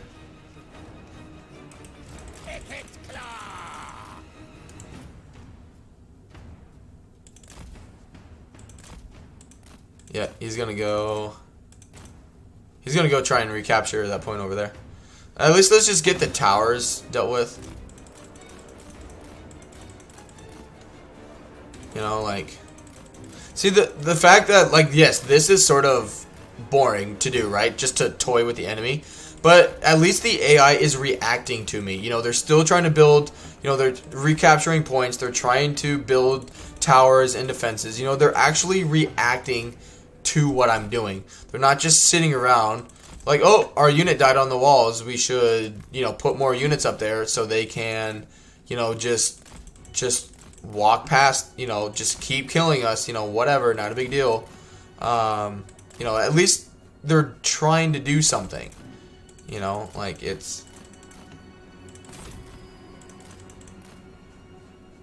because they could easily well not have done anything, you know what I mean? So it's better from my perspective that they're actually trying to react to the player instead of just let them do whatever the heck they want. Because I mean, the AI in Warhammer 2 was still vastly more brain dead.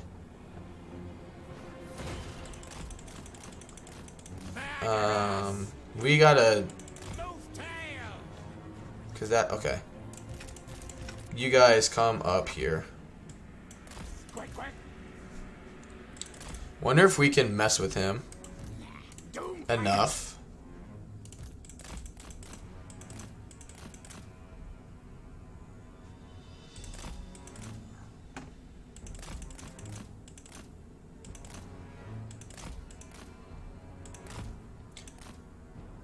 Catch me, boy.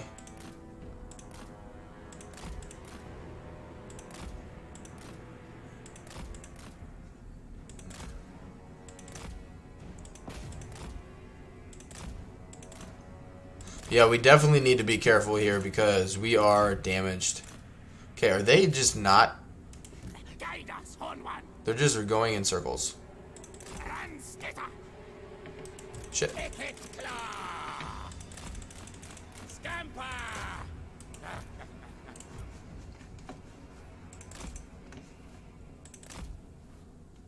Yeah, they're just like twirling around in circles doing nothing. Just so he heals a little more. This will help our balance of power. Should help our balance of power. And these guys are about to capture this point. Once they get in there anyway. You know, because some people won't even like do what I'm doing here, and that's fine. You know, like no one is forced to, you know, derp out the enemy like what I'm doing right now. But you know,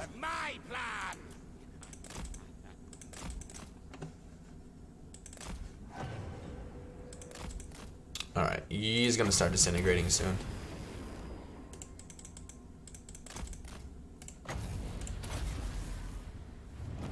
Good.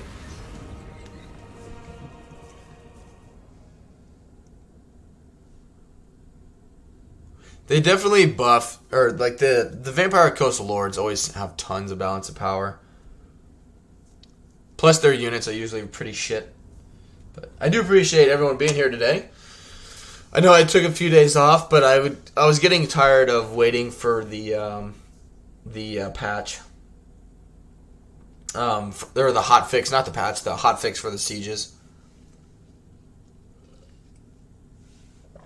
Usually I just run in and kill people, take points as I can. Right, and you know I would still rather have that than like I would still take the Warhammer 3 stuff over Warhammer 2. Because like a lot of it, I know a lot of people keep saying, you know, the game is made for you know, newer players. It's been dumbed down, which some things yes, but comparatively speaking, look at the, you know, take a look at the Warhammer 2 Siege AI versus the Warhammer 3 one. You know, as long as you don't destroy the walls, they'll keep throwing units up there. You know, bring mortars, bring magic, you know, Searing Doom,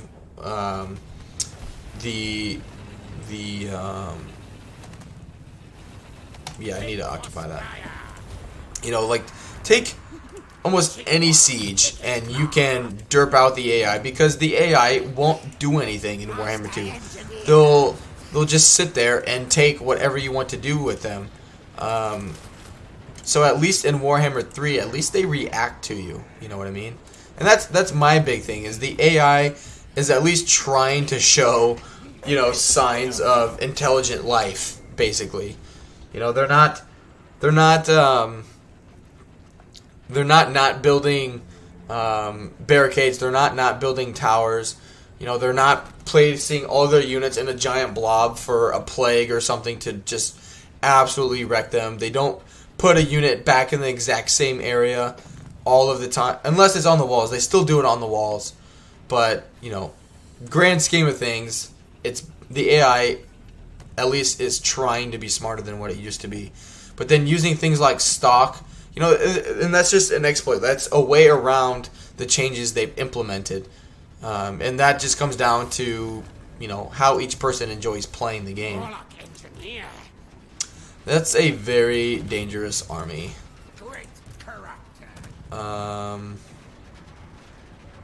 Very dangerous army.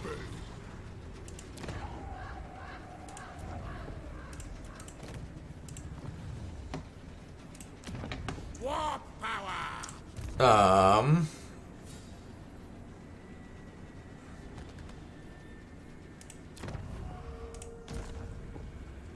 Tell you what, I would like to get more food generated. Is the taint of chaos upon you? Actually, to get the replenishment first. I can't reach you. Storm demon. Well, by the looks of this, being in Force March, he can't reach me either. My technocracy.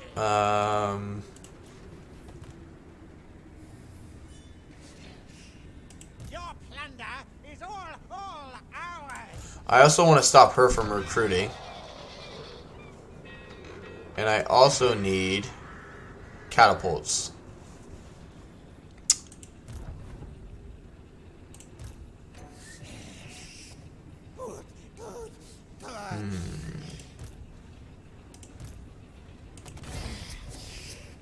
Barrow. Yeah, because he's there too. Alright, No. I'll tell you what. Engineer. Bring him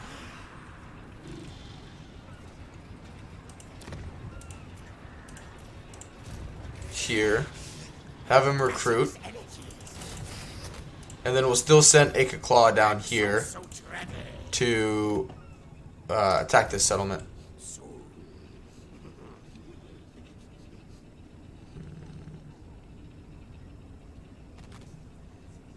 I think.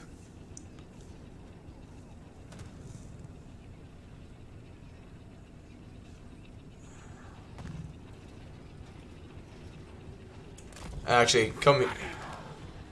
'Cause I need the frickin' replenishment, and he has a hero here. 34% chance. There's no way that works.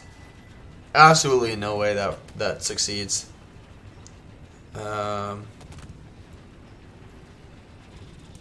And I can't take the chance on him being wounded either. Engineer of Scryer. Tell you what. Put the army in there. That way, Warlock master. it replenishes. Spray Have him recruit. Send Ikit Claw into ambush stance right here. Okay. Because if he like jumps over here and we catch him in the underway, you know, we should be fine. Ready.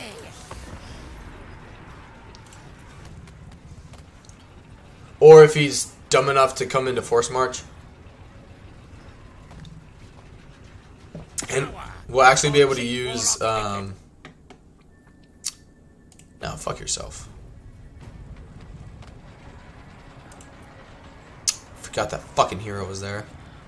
As I said it like 2 minutes prior. Okay. Okay.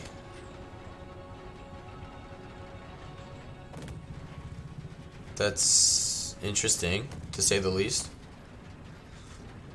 Excuse me. Okay. Oh no. Oh, nope. The doom wheels come. Alright, so let's send him down here. I order scurry move. And I do have walls. So you got a good garrison here. You dare ask this of me? 18 versus his 17. Should have Warp Bomb. I imagine just, yeah, one use. Okay.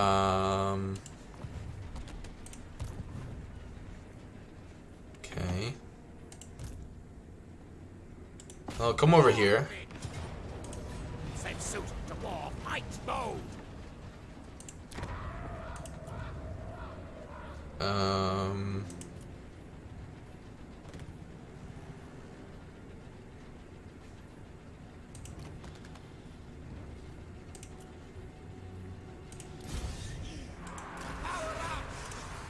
This should be mine.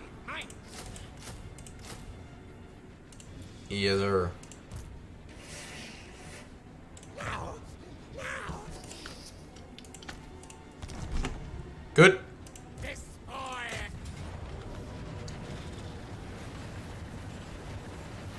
Yeah, we'll see about that.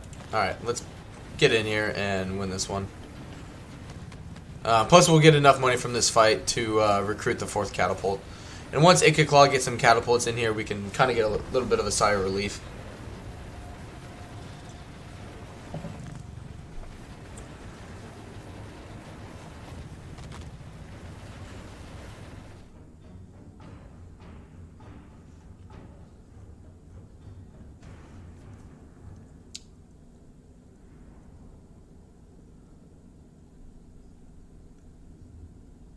I was actually excited too to kind of test out some Vampire Coast and Norska, but they've already nerfed them again. Which, I mean, I don't know how much of a nerf it was or is because I never played the two factions before the patch.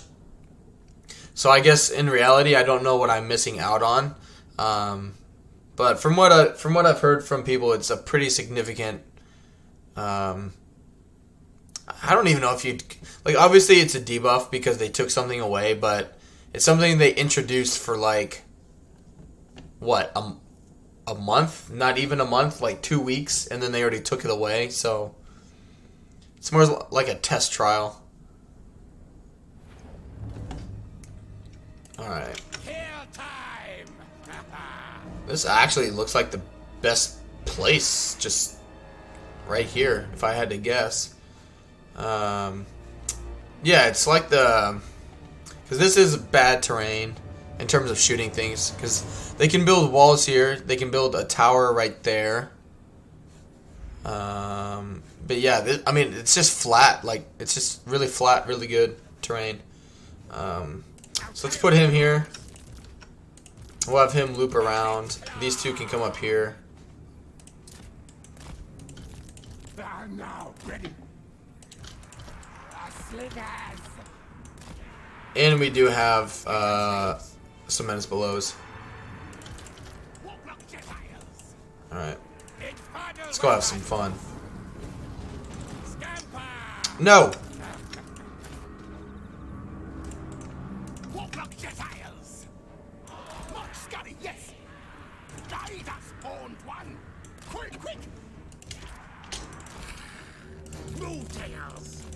Go faster. Scotty, race.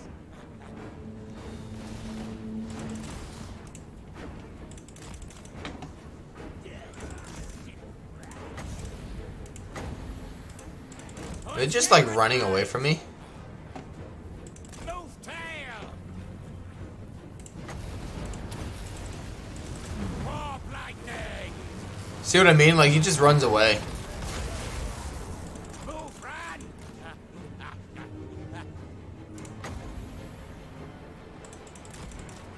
And fly.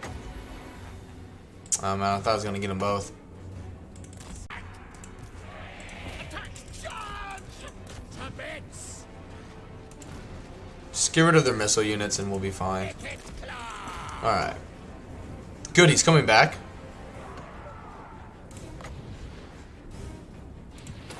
Good. Actually, tell the Jezzail to stop firing. Eventually, I imagine the Lord will come in here.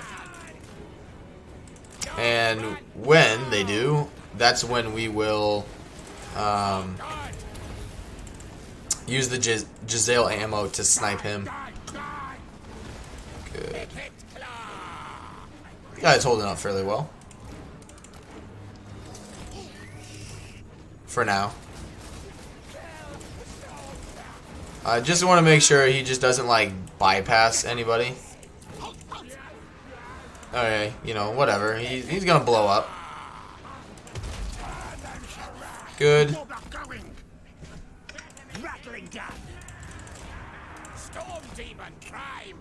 Alright, good. That clan rat took out that unit.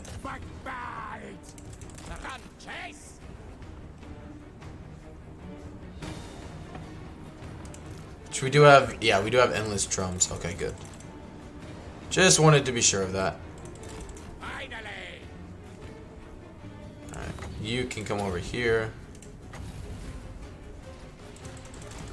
Alright, she's Charlotte Butters. Oh, no, you're not healing, so die.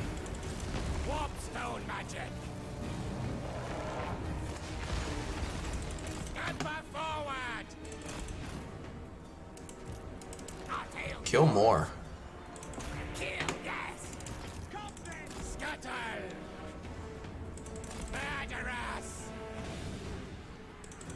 It's very frustrating that they're not just deteriorating. Pop that down. See how it does. So we're at 47, like 4,700 damage, which is not the greatest located pop down, but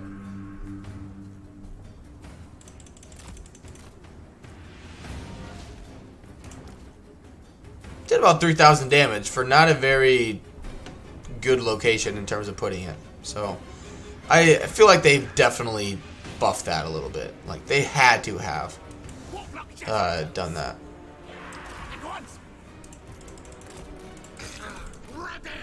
Good. Make sure they go away. I don't want to deal with them anymore. That way, no matter where they go, they're screwed because they're gonna get hit. Good.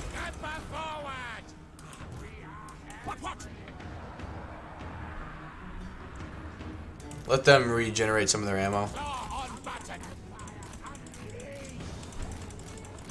Good. They just...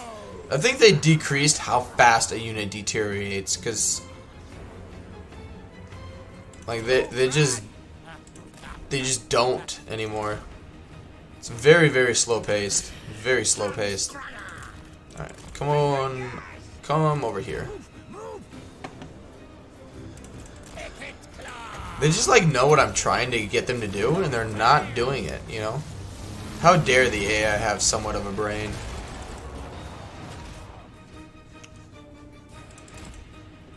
They're also trying to defend certain areas.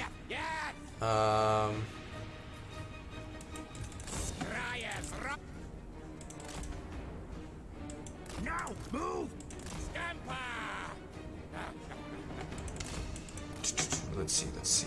What would be a good... Here we go. They're at like 9,700 health, so let's see where they're at. That was like right in the center of them. So let's see where they're at after that.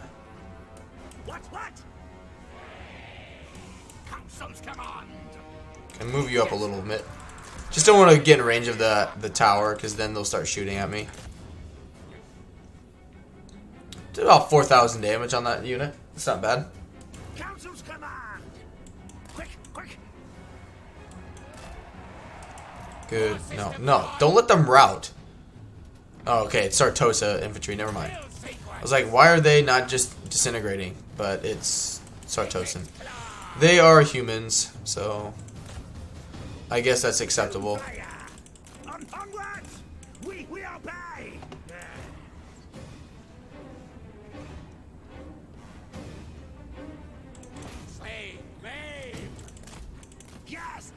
Okay, never mind. These are just the meat shield unit. That's fine. They'll move. Yeah, come up here and just sit there like an idiot. That'd be great. IQ level 100.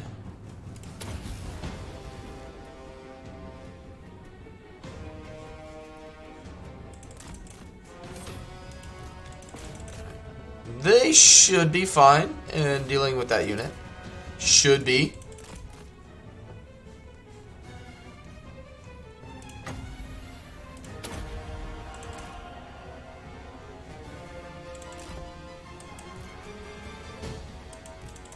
Yeah, they're just not. Skaven! Yes, yes! They just don't want to come into my range here. They're just hanging out, having a good time. That was a good cast. Don't know how we.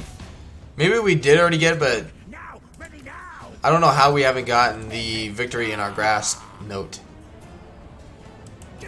Maybe we did. Maybe I missed it, but I don't think we have.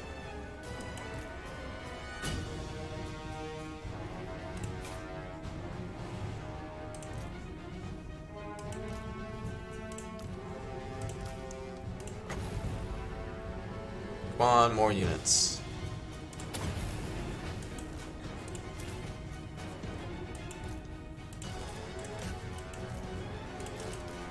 Took quite a bit of damage. I mean, against deckhand mob, they didn't do the greatest.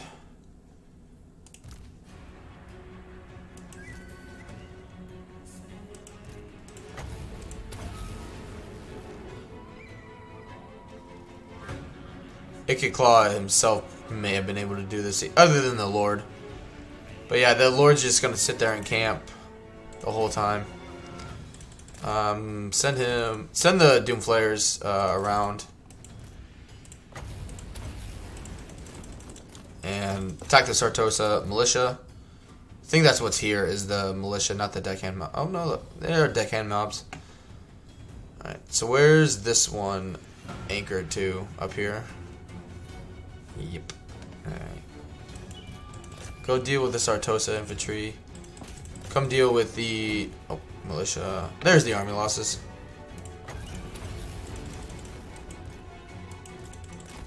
That was just to get him to get to full, but Ikit Claw, you know, level 9, already taking out garrisons by himself. It's always good to see.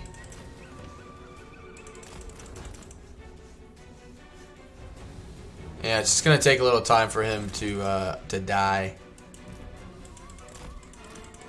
Just get him out of here so he doesn't get shot.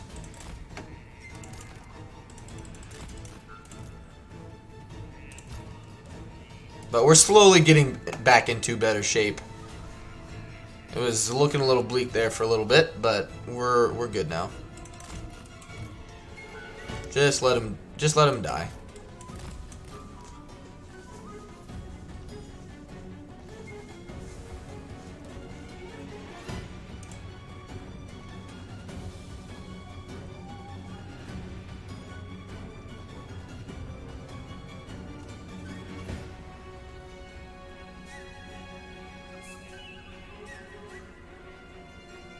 Because how is this not leadership is shattered?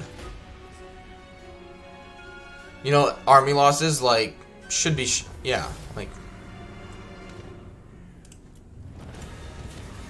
there's no coming back from the army losses. So even for a undead unit, like, they should all just evaporate like that, in my opinion.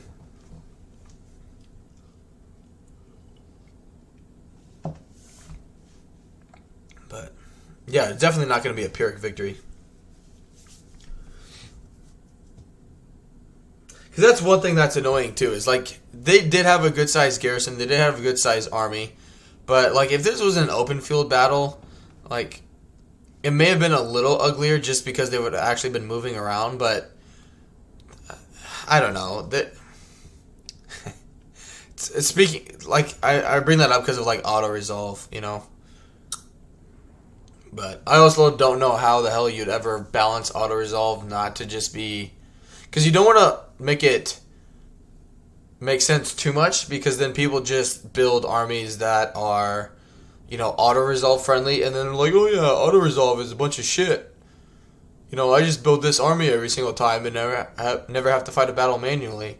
You know, so it's a catch-22, because you make auto-resolve make too much sense, then people will stop fighting battles and complain about not having to fight battles.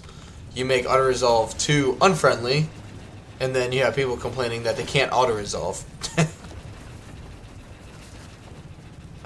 Just occupy it.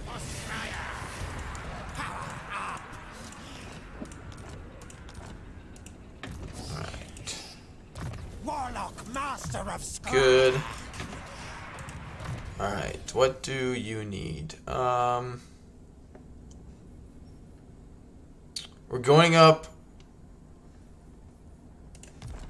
soon against Orion, so more missile resistance would be good for him. Warlock, Ikit. But yeah, we're going to be able to get to full here, which is very nice. And Warlock, master. we have enough. Stand out of the settlement just to make sure he keeps recruiting. Kill. And yeah, that would be good for the control. So let's move on. Pestilence come. Oh, forgot about you. If they take Riff Rafa, who cares? You know, Sartosa is the main threat here. Plus, it gets getting rid of Sartosa gets rid of her. Experiments to do. Yeah. I want to be best friends with you. Okay, good. He's just hanging out, having a powwow.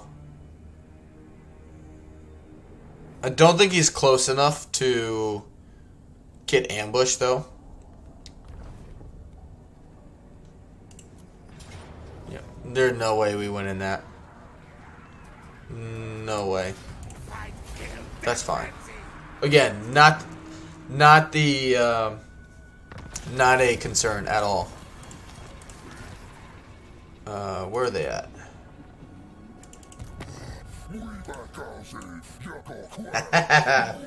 I love the Beastmen. Yeah, sure. You want to join war against Sartosa? How about if I demand money? Would you like it then? No? Okay. Alright, fair enough. They did just give me about 5 grand. So, you know. That's fine. Alright, let's check him out.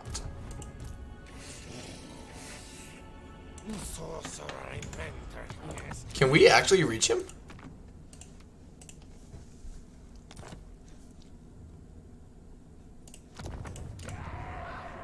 Yeah, definitely need better walls. Yep, that's good. Actually, get this. Ambush defense chance 25%. So, I only have a 5% chance of ambushing him.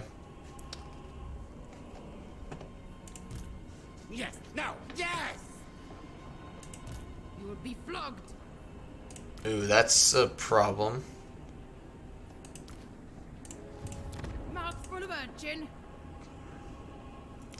Could I beat that with just Ikit Claw? It takes some time. We do have 80 food, so we could bump it up to tier 4. And it would be good just to get rid of her. And we have a nuke if I need to use a nuke.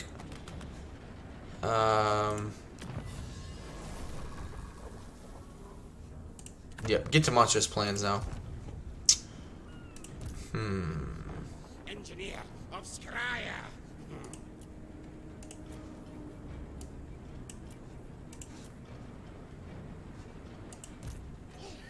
Back to your float devices. Because I don't think he'll siege if I put him in the army, because that'll give us 23 units against his 17.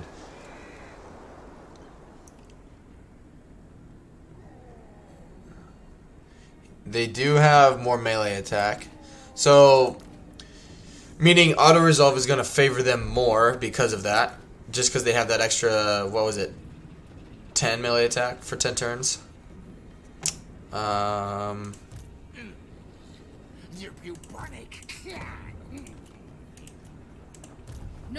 She's not going to attack. If anything, he would come here and attack me.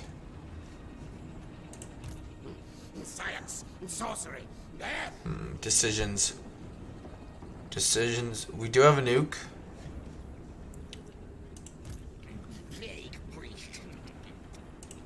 Because again, they're not a threat. However, getting 2-3 walls would be. So, but I mean, I want to come down here. I think would be the right play. Come down here, get rid of Sartosa, just completely. Bump it up to tier 4. See if we get lucky. I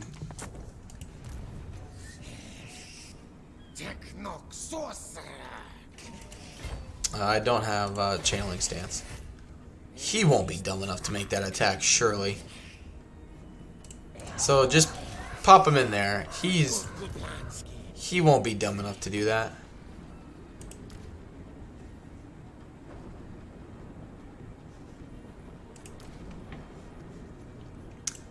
And then Valiant defeats. They should have enough room to occupy and sack it.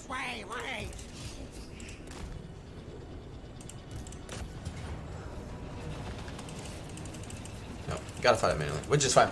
But tell you what, I'm going to gonna launch this battle, but I'm going to run to the restroom quick. So I will be right back, guys, and then we will do the Siege of Sartosa. So just 1 minute. 1 minute. I'll be right back.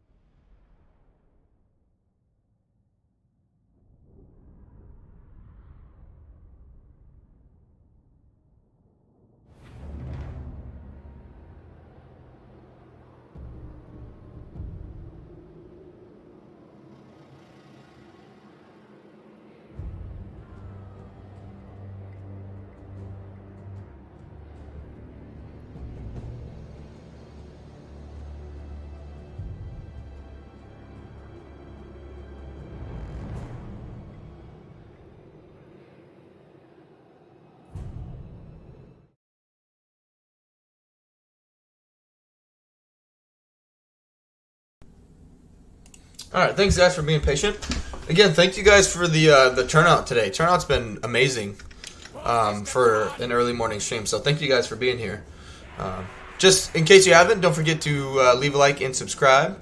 I do appreciate the support, guys. So again, thank you for being here. Problem here though is the towers.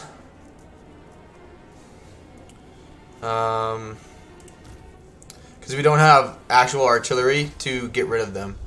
But I have an idea. I do have an idea.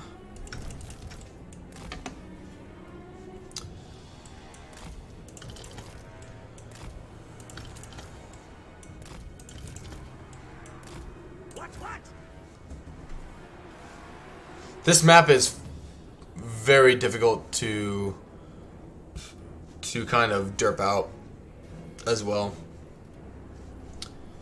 Oh no, we want to come over here. Yeah, so over here I thought was a good position, but I fought the siege a few times.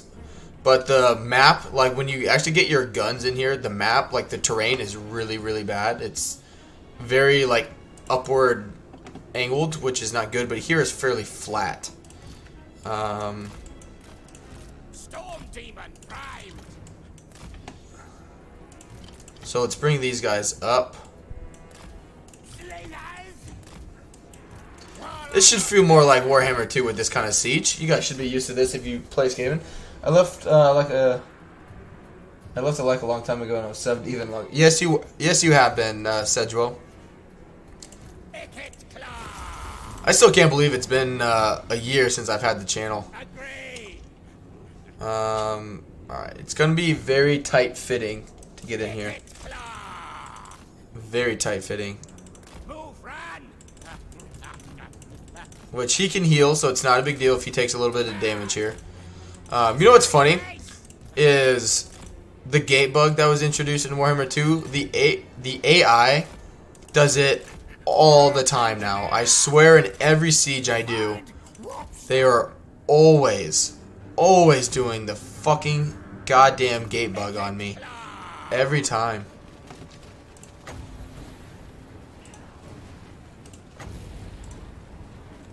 What are they doing? What are they doing? Aaron, that's What blades charged? they don't have anybody. Oh, they're bringing units up here. I was like, they don't have anybody there, so why? That would be a good one. Got 2 units in that blob. Alright, so, okay, here's a bloaty boy, which is good. Channeled and charged.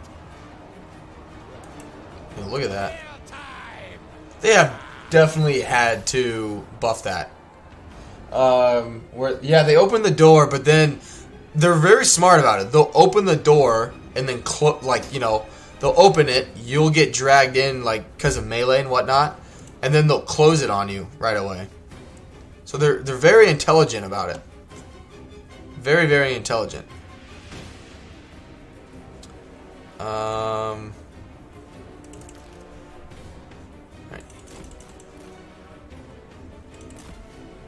Oh, they did the Zoof bar thing. Basically, yeah. Usually they do it when you're actually attacking the wall. Leaving those that get. Right. Which, I mean, there's a ways. If you have a melee army, you know, you just keep your hero fighting here so they can't actually close it, and then you just get your troops in here. So it can backfire on the AI, but for the most part, you know, there's like anything, there's a way around it. But I mainly want to get him in here, so they bring their units off the walls, and then get the bloaty boy to do some damage to themselves, and just get our rattling guns in here is the biggest thing. Get the rattling gun in here and start doing some damage, because it will take a little longer since we don't have artillery.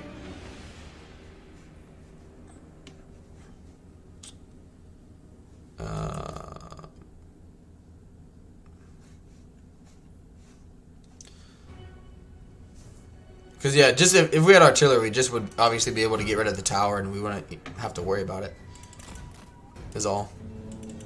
But as soon as... We can only bring up 1 at a time. Oh, shit. You guys don't want to do me dirty like that. We'll heal him quick, just like that. Like, look at that. 2 casts of the brass orb and 1 cast of chain lightning, warp lightning, and we're already up to almost 20,000 damage. That's insane. Insane. Alright. They're losing it. Good. Alright, now you come in here. Yes, master. Scurry. Ikit claw. It's fine. She's just wasting her abilities. Yeah, she's got a potion of strength, and she's out of her net ability, which is good. I do want to get close to her in melee so she wastes the potion of strength, because that is a little bit of a balance of power for her. Over here. Like, he's just fucking good, you know? He's just good.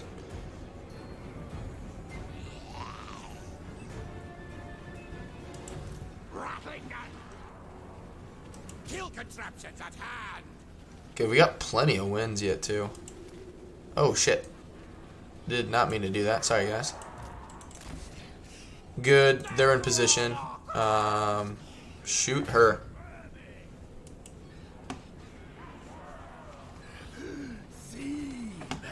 Good stuff. See what, like, they don't just throw him in anymore, like, don't give a fuck about it. They're definitely more intelligent with where they send the bloated corpse, you know. It's definitely not like it used to be, unfortunately. She's slowly going down. She doesn't have any way to heal herself, so.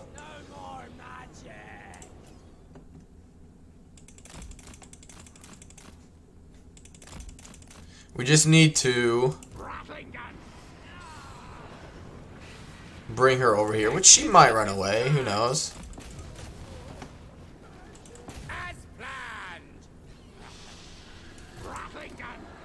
Oh, like that. Good job.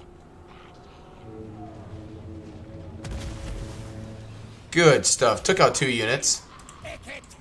Good stuff. I say she's coming back now because they're like, oh fuck, we lost our troops here. You're gonna die. Right. You can get wrecked. And start shooting here a little bit. How much ward save does she? 5? They definitely must have nerfed missile damage by quite a bit. Hey, Mr. Wait. If I'm pronouncing that right, Waitson, welcome to the stream. Good to have you here. Okay, she used her. So she's going to use the potion of strength, but she didn't.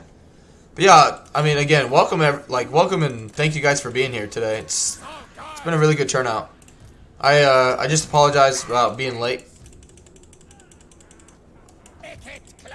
I've seen that happen from time to time. Did she use it? Yes, she did. Good.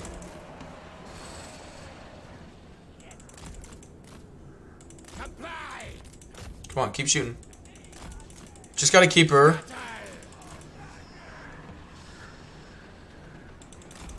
Just gotta keep her in, obviously, the firing range here.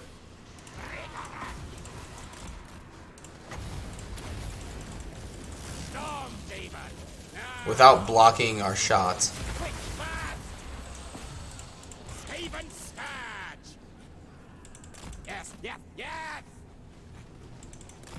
There we go. There we go. There are some good volleys in there.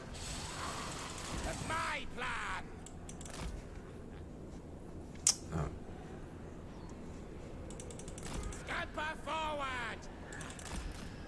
Just let our magic generate a little more. Wait till we hit our magic limit.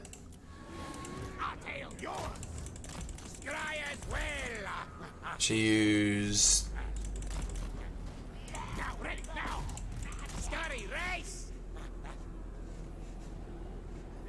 Be really good if we could get like another blob of a handful of units.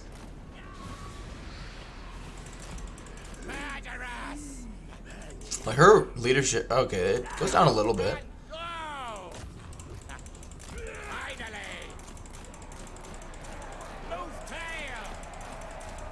But yeah, when she's using her ability, we don't want to be shooting her because she has like what, 40% ward save at that point. Be no bueno.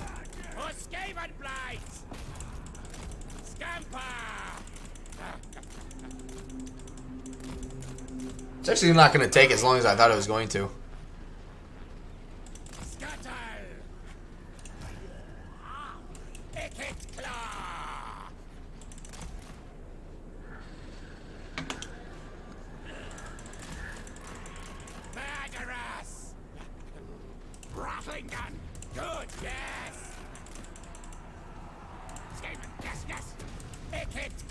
She hit me a little bit.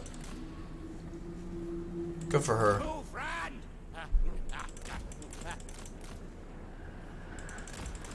Just be patient. Wait for the magic to generate. Because we do need to make use of some wind warp lightnings. I keep saying a different spell, and I don't know why. Move, tail!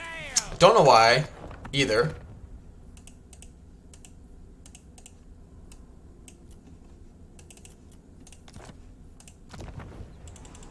The music keeps shutting off. There it goes. Ready, ready! Ikit! Still playing Vampire Coast music. Somehow.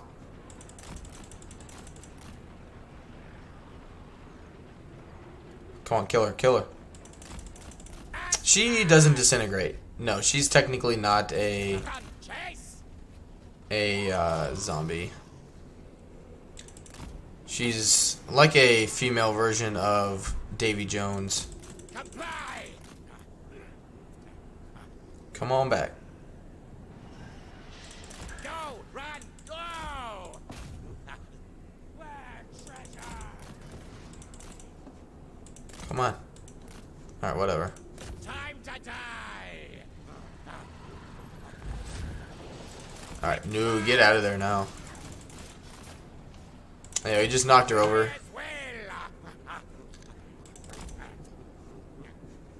For the Vermintide! Warlock of Death! Close enough. Which, they won't move because they're in like a barricade.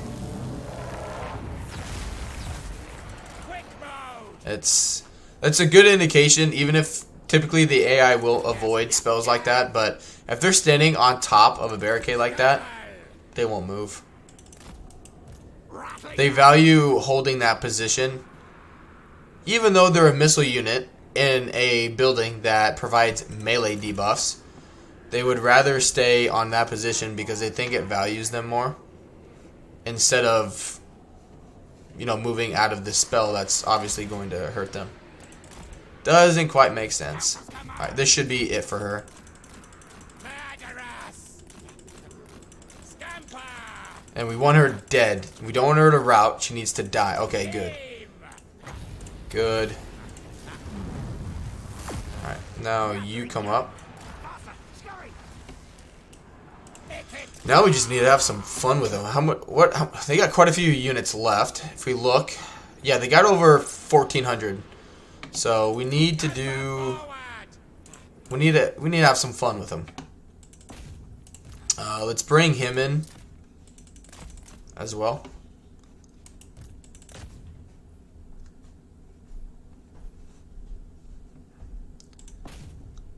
Because both of these guys together will be able to make some pretty good damage. Do some pretty good damage. Both of these guys, I'm gonna try it. We'll bring in one in for now. See what they do. Oh, okay, never mind. Get back, get back, get back. They're gonna shoot me.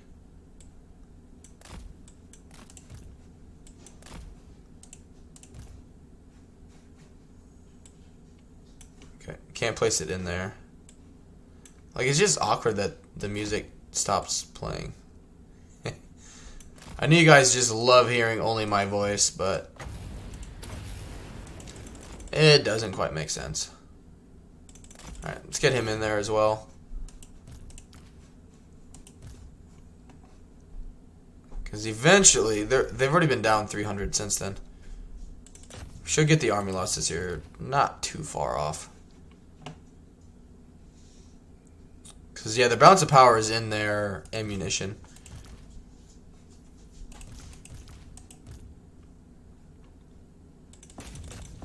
Come on. Alright, good. Deteriorating. These guys will die even faster because of their low melee defense. Don't think that technically counts as them being on the barrier, so we'll just wait. That'll just make that go faster. He's regenerating ammo as well. Good. which, you know, more balance of power. But, man, Ikit Claw is good. Do they have any more anti... Yeah, they have pole arms. So we'll save the rest of our magic. We got 4 more casts. So we'll save our magic for the pole arm mobs. Alright, good. Just keep moving through.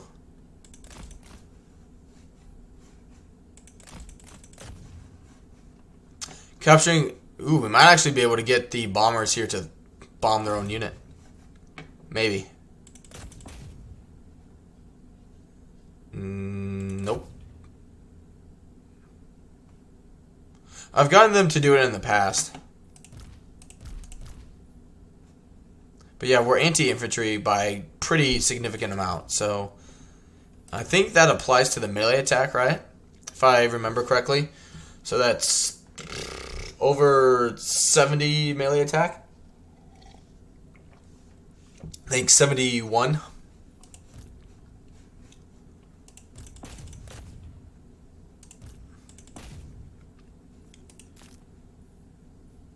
For Ikit Claw anyway. Warlock Master's not quite to that extent, but yeah, they this actually might be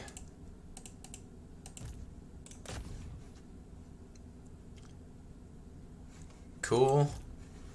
I say this is actually a good time for one of those. Do tons of damage on them.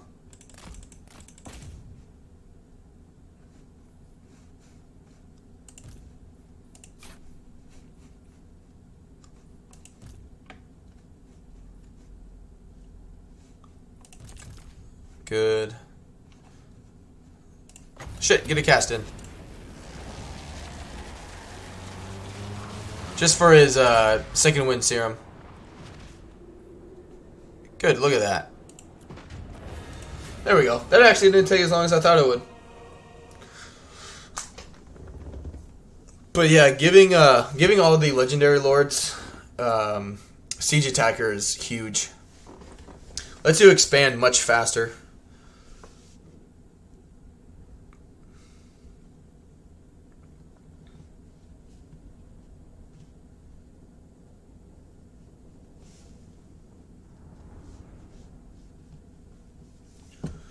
So I had a phone call during that fight, and so I muted it, but they didn't leave me a voicemail, so.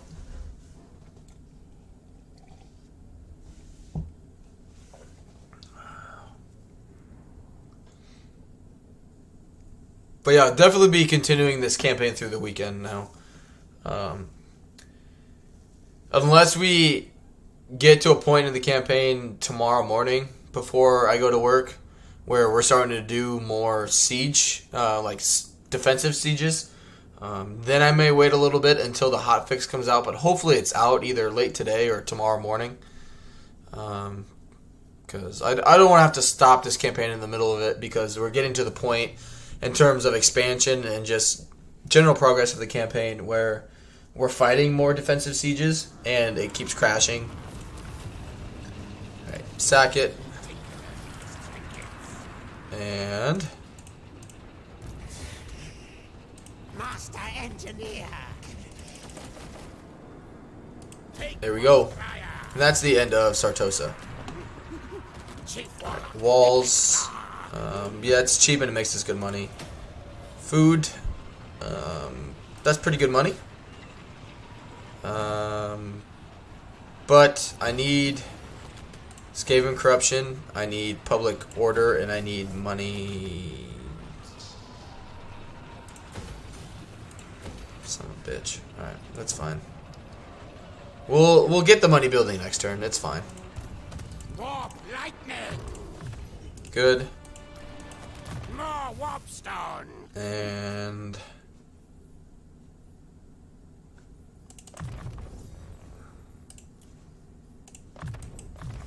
oh, there we go. Cool. Stamper, march. Skavenblight's great inventor. Alright, no problems. Master. Let's see what they do. I'm gonna save it here.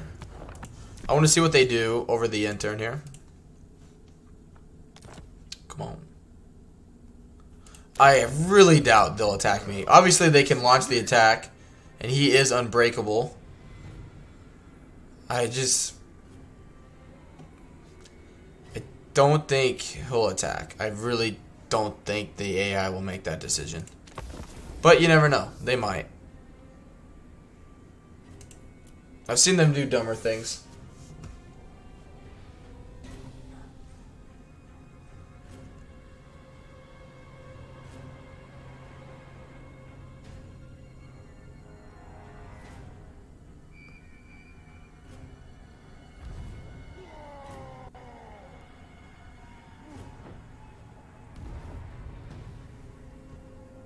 Really?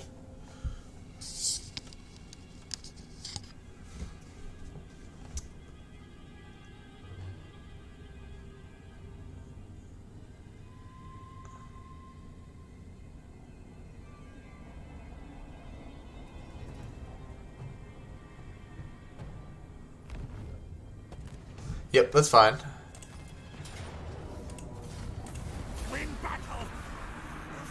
Don't know what he thinks he's gaining by doing all that.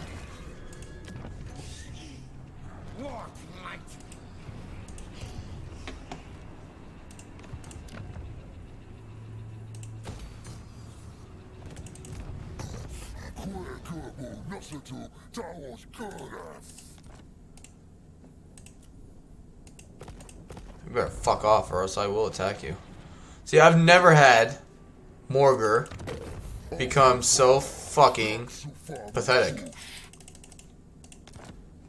Alright. It's slowly getting there. Yo, I'm back. How's the campaign going? It's going really well, yeah. We just took out Sartosa. We're about to push back against Tilia here.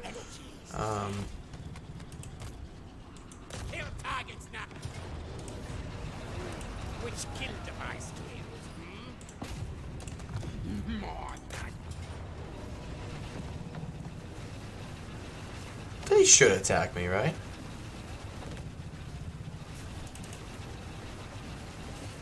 Yeah, we're gonna need some Menace Belows to like tie them back. But I want to see what happens with Orion here. So he took himself out of ambush stance.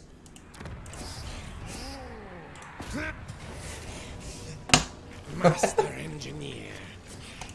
All right.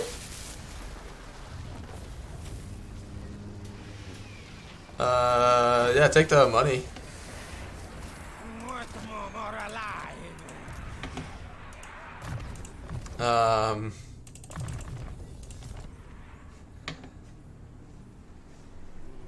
Yeah, he's about to get much stronger as well.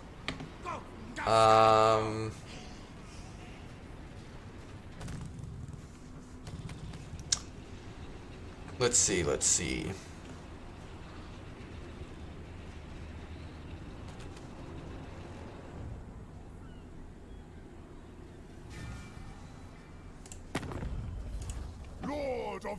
That wasn't his only army.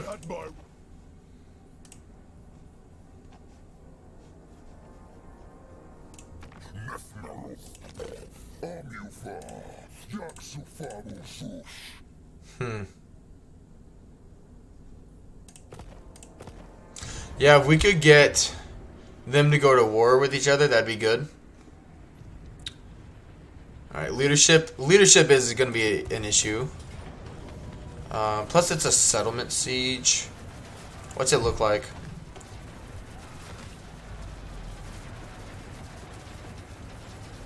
Like, Ikit Claw can do a lot.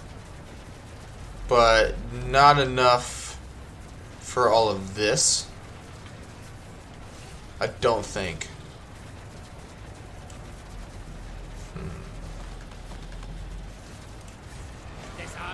Let's see if we get lucky and get 3 nukes. Doom comes from the sky. Yeah! Look at that. Good stuff. Good stuff. I need to think about what I want to do with him.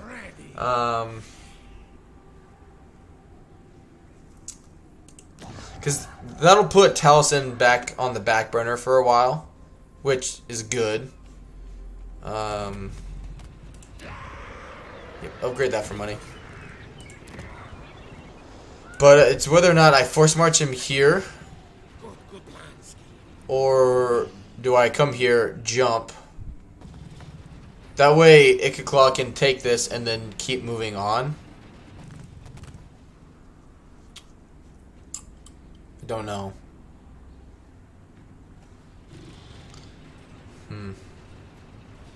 Okay, so he'll definitely be able to reach this, you know, next turn. But I don't want. I want to be able to move. So yeah, just come here for now, and then we'll underway jump over here.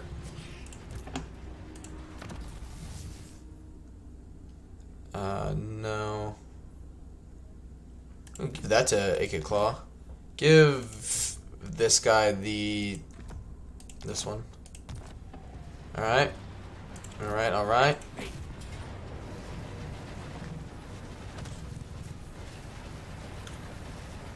I want him to sally out and attack me. But I don't know. I'm trying to think. I mean, we could definitely derp him out in a siege, but I don't want to spend the time to do that. Tell you what, I'll save it again. See what they do over the end turn. If they don't attack me, then I'll reload it and we'll just fight it.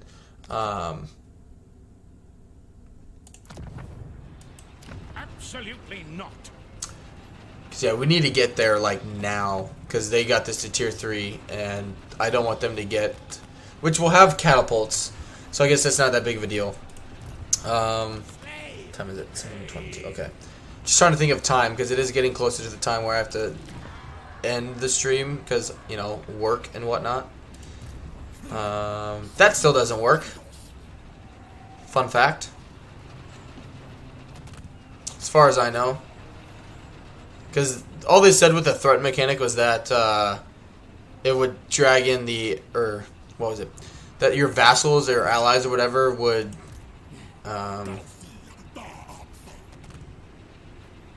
not go to war with them if you declared war on them, but your reliability still tanks.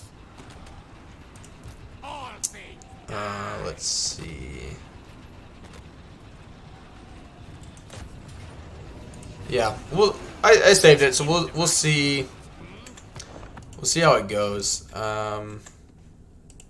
Because if they come out and attack me, I'll have Ikit to toy with them, this lord to toy with them, and I can order menace belows. So yeah, we'll be fine. We'll see what they do. Oh, fuck. I'm so bad at remembering that stuff. I need to be better, but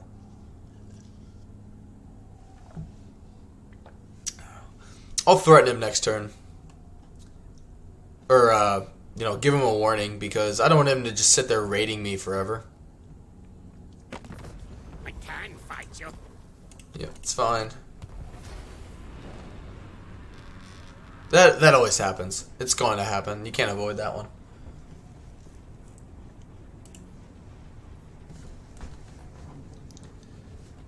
Well, they didn't attack me. Oh, here we go. And they brought the Lord in, which is fine. Right. We'll bring the menace belows. We're gonna need them, I think. Well, use 3, because we essentially have 6. We can get rid of these guys, because we need to make room for the catapults anyway. So plus it's a land battle. What's the map look like? Oh yeah, we'll be fine. We'll be fine.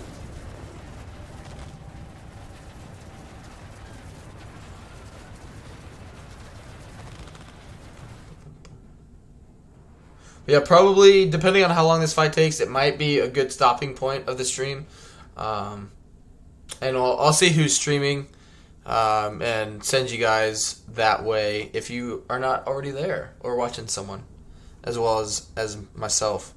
Because yeah, unfortunately, I have to go to a real life job for now. Which I do be on the lookout. I do have I think it's an exciting opportunity for myself and for you guys that I will be announcing later today when I get home from work. It's usually a busier day because we didn't work Monday, so today's technically our Wednesday in terms of a workload. So today should be a longer day at work. But I will plan on having the Skavenblight tier 4 by turn 5 video up later on today as well. It'd probably be much later than I would like just because of work, but it will be up. It will be there, as well as it'll be just a like community post on the channel. So be on the lookout for that. I am excited about it. I hope you guys will be as well. Alright, that's a bad line of sight. Just bring the rest of you over here. You can be a decoy there. You can be here. And good. The other lord is right here. And then we have our...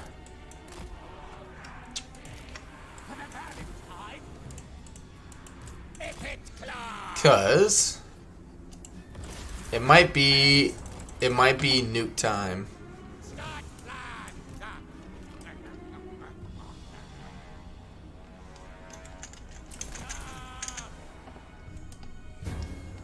There we go. I have an idea of what I want to do. Honestly, right there would have been a good one. I don't know what they're doing, but they may not react to it much either. But yeah, they're just like placing a bunch of their units. Surely they're not retreating them. They're just hiding. They're just hiding. But yeah, save as much magic as we can. And just get rid of their missile units.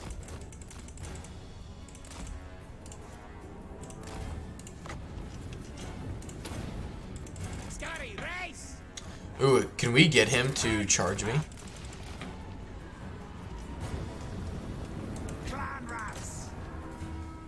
That would be amazing.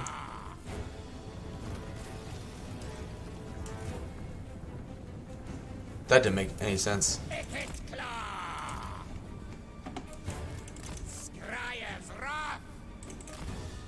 They did next to no damage as well. Alright, come on. You missed.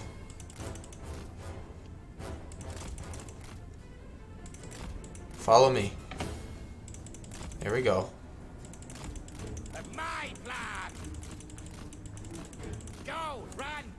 Good. Oh, gotta keep his interest. Gotta keep his interest.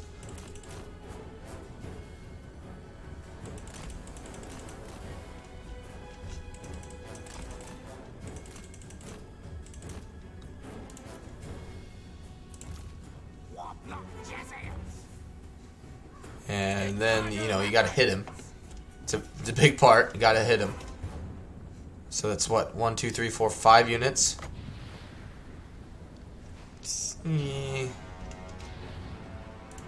Gonna do it.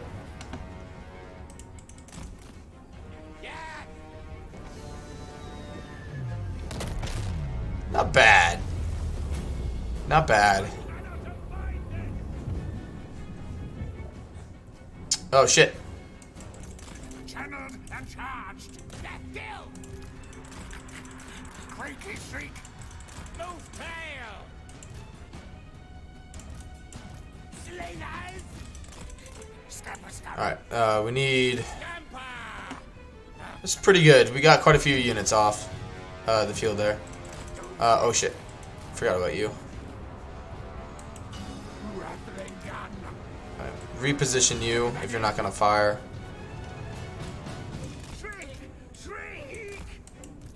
Tell you what, the Skaven Slave Slingers are doing a good job there.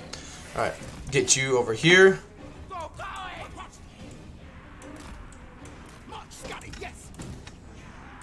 Just get them ready to mess with the enemy.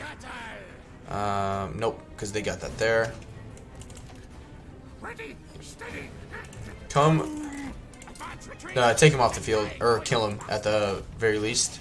Or at the very least, rout him. Very best, kill him. Alright, because they do have another lord coming in. Alright, I don't want you to die, so just get out of there.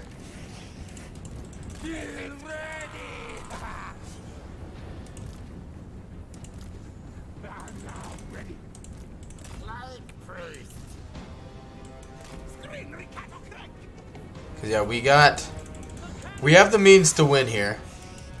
We definitely do. We just need to be careful.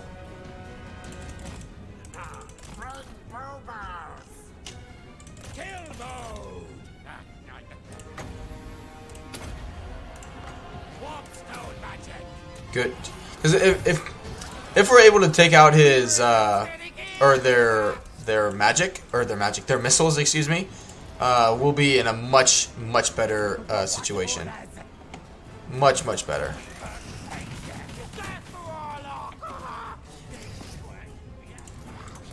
Good.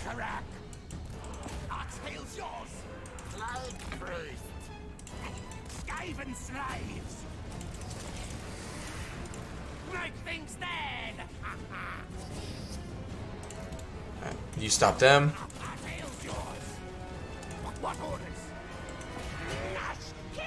Good. Yeah, it's all coming together. And this is why we've been saving up our magic.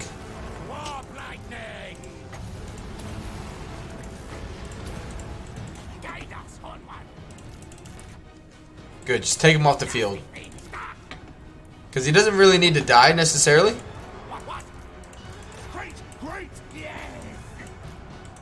Just need to get him.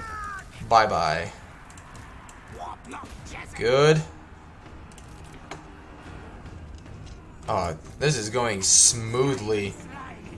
But this is why, you know, sometimes it is okay to wait a turn and give yourself a better outcome in the end. Because this is definitely going much better than it would have been in the actual settlement siege, 100%.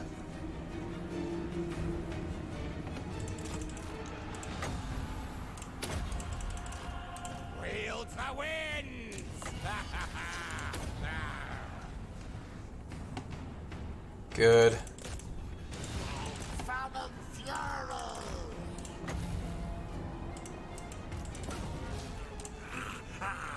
Oh shit.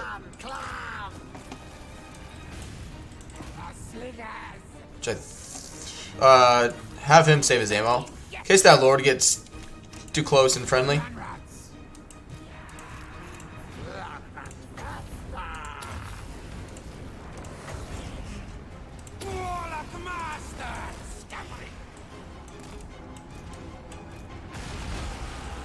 Good. Look at that. Good stuff. Good stuff. Let's run as many of them down as possible. Just get him to heal. He is in BFE, but because we do have the siege itself after this, so the more entities we're able to kill now, the easier the siege will be. Mainly their missile or their crossbowman units. Those are the ones we really need to worry about. But getting the Lord to come at us early was really helpful. Yeah, they all did a really great job. Same with, you know, Lords and Heroes. They did good. Everyone did their part. Skaven Slave Slingers too. Holy cow. Like, that's pretty good for a Skaven Slave Slinger unit. 5,000 damage. It's pretty freaking good. You guys are terrible at running things down, aren't you? The nuke definitely helped, but that's, you know, I need to use one anyway to upgrade the workshop, and this was a pretty good scenario, I feel like, to use. And we were able to get some of them to bunch up over here against that rock. So, and we got lucky before the fight anyway for the extra Doom Rocket. So we still have 2. 19, 20. I mean, something's better than nothing, I guess. Close victory. Whatever. Whatever. I didn't even use all my magic, but see, I don't know how many of their units all got actually wiped out. We'll find out here though soon.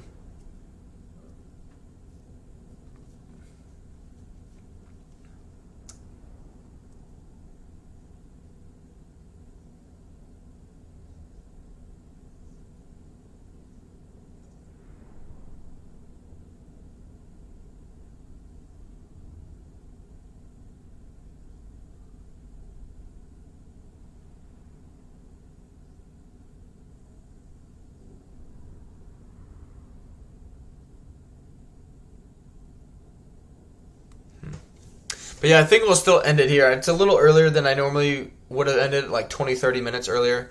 But I want to get stuff working on the Skavenblight video that I'm planning on releasing later tonight. Which again, thank you. I guess it could be Big Asa, or however you wish me to pronounce it. Thank you, for. I mean, I guess I just had really shit luck, but I appreciate you helping me test it out this morning, so thank you. Take the money. Mighty master engineer I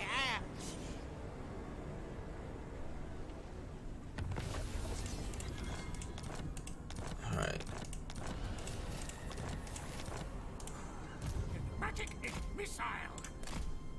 Workshop upgraded. What do we have to do for the next one? Wheels come. Cool. Warlock engineer and master, which is what I'm working on. Annihilate. Good. Our army just became. Oh, there we go. Army just became much stronger. Yep, it's good. Good. Yes. Kill targets now. Warlock master of Won't bump this up. We'll just occupy it. skill device to you. Upgrade. Yes.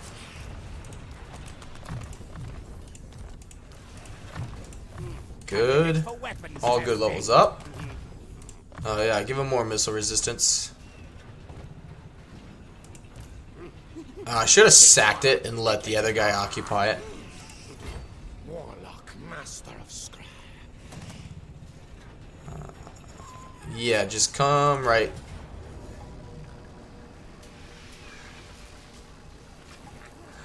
You gotta be fucking kidding me.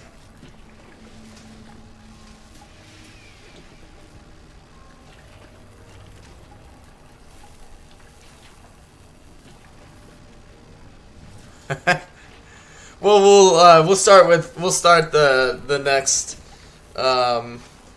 stream with this fight, but I do appreciate everyone being here. We'll have to deal with this. The only thing I'm really worried about are these, the Lord and the Hero, basically. Because we got Menace Belows, we got Catapults to deal with everything else. But this Lord is gonna struggle with the Lord and Hero. But anyway, let's see. I appreciate again everyone being here. It was a great turnout today. Thank you guys for being here. I hope you're enjoying the stream. I'm having fun with it. But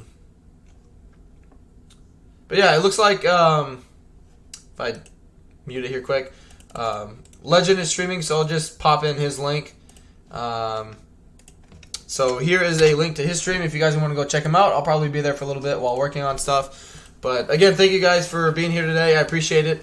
And I will see you guys hopefully again tomorrow morning with part 2 of this campaign. So thanks, guys, and